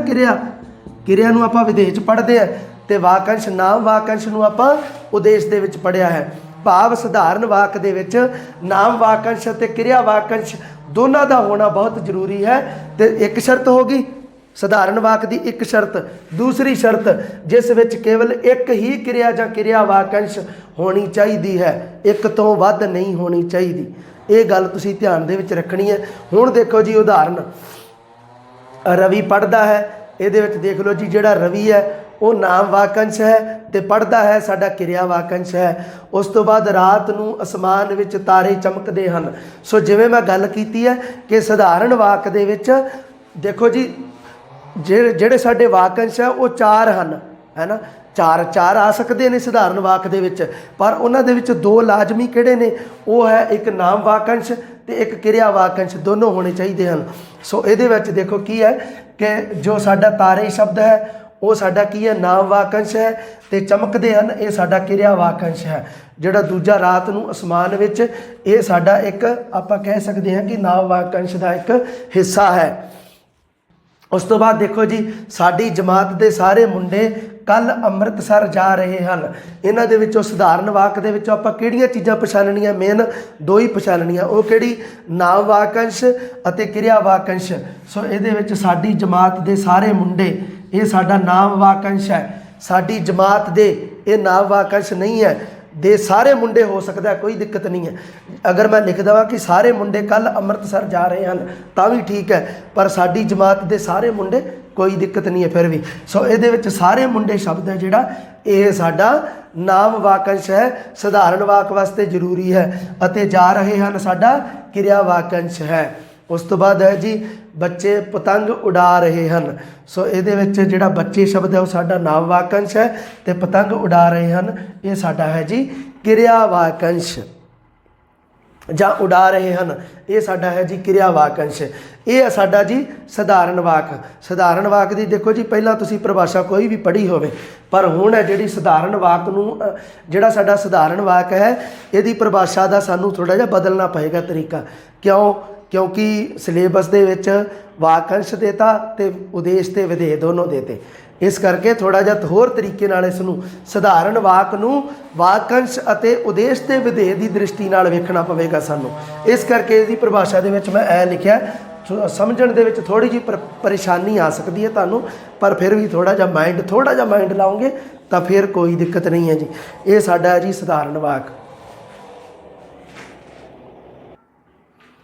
ਸੰਯੁਕਤ ਵਾਕ ਤੇ ਮਿਸ਼ਰਿਤ ਵਾਕ 2 ਹੈ ਜੀ। ਹੁਣ ਸਾਡੇ ਸਧਾਰਨ ਵਾਕ ਦਾ ਖਾਸ ਕਰਕੇ ਥੋੜ੍ਹਾ ਜਿਹਾ ਧਿਆਨ ਰੱਖਿਓ, ਕਿਉਂਕਿ ਉਹਦੇ ਵਿੱਚ ਵਾਕੰਸ਼ਾਂ ਦਾ ਬਾਹਲਾ ਹੈ, ਉਦੇਸ਼ ਵਿਧੇਯ ਦਾ, ਹੈ ਨਾ। ਸੰਯੁਕਤ ਵਾਕ ਦੇ ਵਿੱਚ ਤਾਂ ਚਲੋ ਆਪਾਂ ਨੂੰ ਪਤਾ ਹੀ ਹੈ, ਇਹਦੀ ਪਰਿਭਾਸ਼ਾ ਦੇ ਵਿੱਚ ਦੇਖੋ ਜੀ 1 ਤੋਂ ਵੱਧ ਕਿਰਿਆ ਵਾਕੰਸ਼ ਹੋ ਸਕਦੇ ਹਨ, ਕੋਈ ਦਿੱਕਤ ਨਹੀਂ ਹੈ, ਪਰ ਸਧਾਰਨ ਵਾਕ ਦੇ ਵਿੱਚ ਕੇਵਲ ਇੱਕੋ ਹੀ ਕਿਰਿਆ ਵਾਕੰਸ਼ ਹੋਵੇਗਾ, ਸੰਯੁਕਤ ਅਤੇ ਮਿਸ਼ਰਿਤ। ਕਿਉਂਕਿ ਦੇਖੋ ਜੀ ਇਹ 2, ਇੱਕ ਤਾਂ 2 ਸਮਾਨ ਜਾਂ ਸੁਤੰਤਰ ਉਪਵਾਕਾਂ ਤੋਂ ਬਣਦਾ ਹੈ ਤੇ ਦੂਸਰਾ ਜੋ ਹੈ ਉਹ ਇੱਕ ਸਮਾਨ ਵਾਕ ਤੇ ਅਧੀਨ ਉਪਵਾਕ ਤੋਂ ਬਣਦਾ ਹੈ। ਇਸ ਕਰਕੇ ਜਦੋਂ 2 ਜੁੜਦੇ ਹਨ ਆਪਸ ਦੇ ਵਿੱਚ ਤਾਂ ਦੇਖੋ ਜੀ ਕਿਰਿਆ ਵਾਕੰਸ਼ ਤਾਂ ਵੱਧ ਹੀ ਜਾਣਗੇ, ਕੋਈ ਦਿੱਕਤ ਨਹੀਂ ਹੈ। ਸੋ ਸੰਯੁਕਤ ਵਾਕ ਅਤੇ ਮਿਸ਼ਰਿਤ ਵਾਕ ਇਹਨਾਂ ਦੇ ਵਿੱਚ 1 ਤੋਂ ਵੱਧ ਕਿਰਿਆ ਵਾਕੰਸ਼ ਹੋ ਸਕਦੇ ਹਨ। 2 ਜਾਂ 2 ਤੋਂ ਵੱਧ ਸੁਤੰਤਰ ਵਾਕ ਜਾਂ ਸਮਾਨ ਉਪਵਾਕਾਂ ਨੂੰ ਜਦੋਂ ਸਮਾਨ ਯੋਜਕਾਂ ਨਾਲ ਜੋੜਿਆ ਜਾਵੇ ਤਾਂ ਉਦੋਂ ਸੰਯੁਕਤ ਵਾਕ ਦਾ ਨਿਰਮਾਣ ਹੁੰਦਾ ਹੈ। ਸਮਾਨ ਯੋਜਕ ਕਿਹੜੇ-ਕਿਹੜੇ? ਤੇ ਅਤੇ ਪਰ, ਜਾਂ, ਚਾਹੇ, ਫਿਰ ਵੀ, ਪਰੰਤੂ, ਸਗੋਂ, ਇਹ ਸਾਡੇ ਨੇ ਸਮਾਨ ਯੋਜਕ। ਜਿਵੇਂ ਐਗਜ਼ਾਮਪਲ ਦੇਖ ਲਓ, ਉਹ ਨਾਰਾਜ਼ ਤਾਂ ਬੜਾ ਹੈ ਪਰ ਵਿਆਹ ਤੇ ਪਹੁੰਚ ਜਾਵੇਗਾ। ਸੋ ਇਹਦੇ ਵਿੱਚ ਦੇਖੋ ਜੀ ਇਹ ਸੰਯੁਕਤ ਵਾਕ ਹੈ। ਇੱਕ ਤਾਂ ਹੈ ਜੀ ਉਹ ਨਾਰਾਜ਼ ਤਾਂ ਬੜਾ ਹੈ, ਇਹ ਕੀ ਹੈ ਜੀ? ਇਹ ਇੱਕ ਸਾਡਾ ਹੈ ਸਮਾਨ ਉਪਵਾਕ, ਪਰ ਉਸ ਤੋਂ ਬਾਅਦ ਕੀ ਹੈ? ਵਿਆਹ ਤੇ ਪਹੁੰਚ ਜਾਵੇਗਾ, ਇਹ ਹੈ ਸਾਡਾ ਇੱਕ ਤਰ੍ਹਾਂ ਦਾ ਸੁਤੰਤਰ ਵਾਕ। ਅਫਸਰ ਬੋਲਦਾ ਗਿਆ ਤੇ ਸਟੈਨੋ ਲਿਖਦਾ ਗਿਆ। ਸੋ ਇਹਦੇ ਵਿੱਚ ਕੀ ਹੈ? ਅਫਸਰ ਬੋਲਦਾ ਗਿਆ ਤੇ ਸਟੈਨੋ ਲਿਖਦਾ ਗਿਆ। ਇਸ ਵਾਕ ਦੇ ਵਿੱਚ 2 ਸਮਾਨ ਉਪਵਾਕਾਂ ਨੂੰ ਆਪਸ ਦੇ ਵਿੱਚ ਜੋੜ ਕੇ ਕਿਹਦੇ ਨਾਲ? ਸਮਾਨ ਯੋਜਕ ਦੇ ਨਾਲ। ਤੇ ਅਤੇ ਪਰ, ਉਹ ਚੋਰ ਵੀ ਹੈ ਅਤੇ ਝੂਠਾ ਵੀ। ਸੋ ਇਹਦੇ ਵਿੱਚ ਕੀ ਹੈ? ਸੰਯੁਕਤ ਵਾਕ ਹੈ ਜੀ। 2 ਸਮਾਨ ਉਪਵਾਕਾਂ ਨੂੰ ਤੇ ਜਾਂ ਅਤੇ ਜਿਹੜਾ ਸਾਡਾ ਸਮਾਨ ਯੋਜਕ ਹੈ ਉਸ ਨਾਲ ਜੋੜ ਕੇ ਬਣਾਇਆ ਗਿਆ ਹੈ। ਉਸ ਤੋਂ ਬਾਅਦ ਹੈ ਜੀ ਸਾਡਾ ਮਿਸ਼ਰਿਤ ਵਾਕ। ਸੁਤੰਤਰ ਵਾਕ ਤੇ ਅਧੀਨ ਉਪਵਾਕਾਂ ਨੂੰ ਅਧੀਨ ਯੋਜਕਾਂ ਨਾਲ ਜਦੋਂ ਜੋੜਿਆ ਜਾਵੇ, ਜਦੋਂ ਤਾਂ ਸੰਯੁਕਤ ਵਾਕ ਬਣਾਉਣਾ ਉਦੋਂ ਸਮਾਨ ਯੋਜਕਾਂ ਦੇ ਨਾਲ ਜੋੜਨਾ, ਜਦੋਂ ਮਿਸ਼ਰਿਤ ਵਾਕ ਬਣਾਉਣਾ ਉਦੋਂ ਅਧੀਨ ਯੋਜਕਾਂ ਦੇ ਨਾਲ ਜੋੜਨਾ। ਅਧੀਨ ਯੋਜਕ ਸਾਡੇ ਕਿਹੜੇ-ਕਿਹੜੇ ਆ? ਕਿਉਂਕਿ, ਜੋ, ਜਿਹੜਾ, ਜਿਉਂ, ਜਿਸ ਤਰ੍ਹਾਂ। ਦੇਖ ਲਓ ਜੀ, ਉਸ ਨੇ ਕਿਹਾ ਕਿ ਉਹ ਦੁਬਾਰਾ ਗਲਤੀ ਨਹੀਂ ਕਰੇਗਾ, ਕਿ ਵੀ ਹੈ ਸਾਡਾ। ਉਸ ਨੇ ਕਿਹਾ ਕਿ ਉਹ ਦੁਬਾਰਾ ਗਲਤੀ ਨਹੀਂ ਕਰੇਗਾ, ਇਹ ਸਾਡਾ ਮਿਸ਼ਰਿਤ ਵਾਕ ਹੈ। ਉਸ ਨੇ ਕਿਹਾ, ਇਹ ਸਾਡਾ ਅਧੀਨ ਉਪਵਾਕ ਹੈ ਤੇ ਦੂਸਰਾ ਸੁਤੰਤਰ ਵਾਕ ਹੈ ਜੋ ਕਿ ਅਧੀਨ ਯੋਜਕ ਨਾਲ ਜੁੜ ਕੇ ਇੱਕ ਪੂਰਾ ਮਿਸ਼ਰਿਤ ਵਾਕ ਬਣ ਗਿਆ ਹੈ। लड़की खुश है क्योंकि उसनूं मेहनत का फल मिल गया है। सो ये क्योंकि अधीन योजक के नाल एक अधीन उपवाक ते समान वाक या सुतंत्र वाक का आपस दे विच इन्हां नूं जोड़िया गया है अधीन योजक के नाल। यह आ साडा संयुक्त वाक अते मिश्रित वाक। लो जी, कारज के आधार पर वाकां की श्रेणी वंड है जी। देखो ये बारे आपां देखते हैं। देखो जी, सब तो पहली गल तो ध्यान रखियो भी कारज के आधार पर वाकां की जिहड़ी श्रेणी वंड है वो कई प्रकार की हो सकती है। किसी व्याकरण दे विच जी किन्नी दित्ती है, किसी दे विच किन्नी। सो ये ध्यान रखने वाली गल नहीं है कि कारज के आधार पर वाक किन्नियां श्रेणियां दे विच वंडे गए ने, वाकां दे किन्ने प्रकार ने, इहदा कोई फैसला नहीं आपां कर सकते। पर अगे आपां ध्यान जरूर रखना है कि कारज के आधार पर किहड़े किहड़े वाक ने। देखो जी, कई किस्मां बना दित्तियां जी व्याकरणकारां ने आपदे आपदे हिसाब नाल। सब तो पहली किस्म है जी सरल वाक या बयानिया वाक। जदों किसी तत्थ या घटना नूं सधारण रूप दे विच पेश किया जाए या किसी तत्थ या घटना की सधारण जानकारी दी जाए, उन्होंने कह दिंदे जी सरल वाक या बयानिया वाक। जिवें सुनीता लिखती है धोबी कपड़े धोंदा है ना, ये सधारण जिहियां गल्लां ने, सधारण रूप दे विच दसियां गईयां ने, इनू सरल वाक जां बयानिया वाक कह दिंदे आ जी। सरल वाक दीयां अगे दो किस्मां ने, एक हाँ वाचक ते एक ना वाचक। जदों गल दा जिहड़ा है जिहड़ी गल है वो सकारात्मक रूप दे विच कही गई होवे तां वो हाँ वाचक है। जदों निखेधी कीती गई होवे, विरोध किया गया होवे, उदों ना वाचक है। सुनीता लिखदी है हाँ वाचक है, सुनीता नहीं लिखती है ना वाचक है, कोई दिक्कत नहीं है जी। सरल वाक या बयानिया वाक किसी तत्थ या घटना नूं सधारण जानकारी के रूप में पेश करना। दूसरा है जी सवालिया वाक या प्रश्नवाचक वाक, जिहदे विच कोई प्रश्न या सवाल पुछ के जानकारी की मंग की जाए। सवाल पुछ के अगों जवाब का इंतजार किया जाए, वेट किया जाए रिस्पॉन्स का। जिवें राम स्कूल क्यों नहीं आता, ये प्रश्नवाचक है, मगर आ जिहड़ा प्रश्नवाचक चिन्ह कड़छी ये जरूर लाउणी है जी। सवालिया वाक दे मगर जरूर लगी है जी, लगी होवेगी। तुहाडा जन्मदिन कदों है, ये भी साडा एक सवालिया या प्रश्नवाचक वाक है, जिहदे विच कोई सवाल पुछ के जानकारी की मंग की गई है। उस तो बाद है जी आग्या सूचक वाक जां बिना सूचक वाक जां हुक्मी वाक। तिन्हां दे इक्को ही नाम है, कोई दिक्कत नहीं है।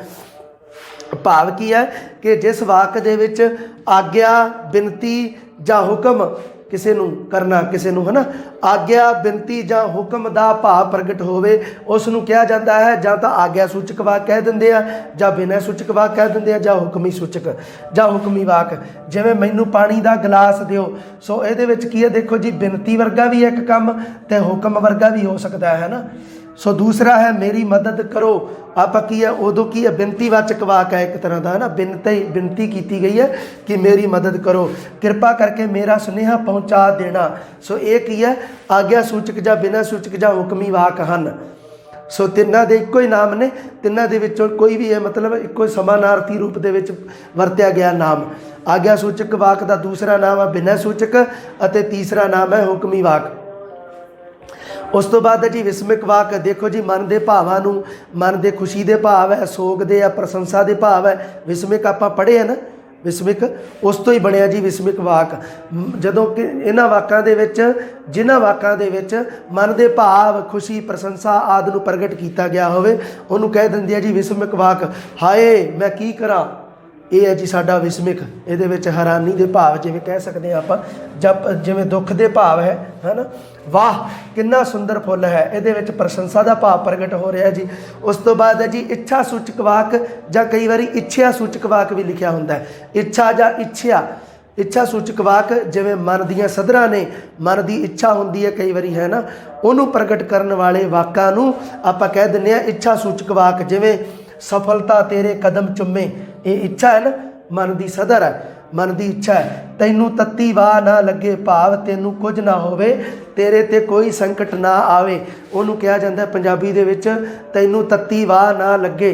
तत्ती वाह ना लगना ये मुहावरा है एक, तत्ती वाह ना लगना भाव जरा भी नुकसान ना होना।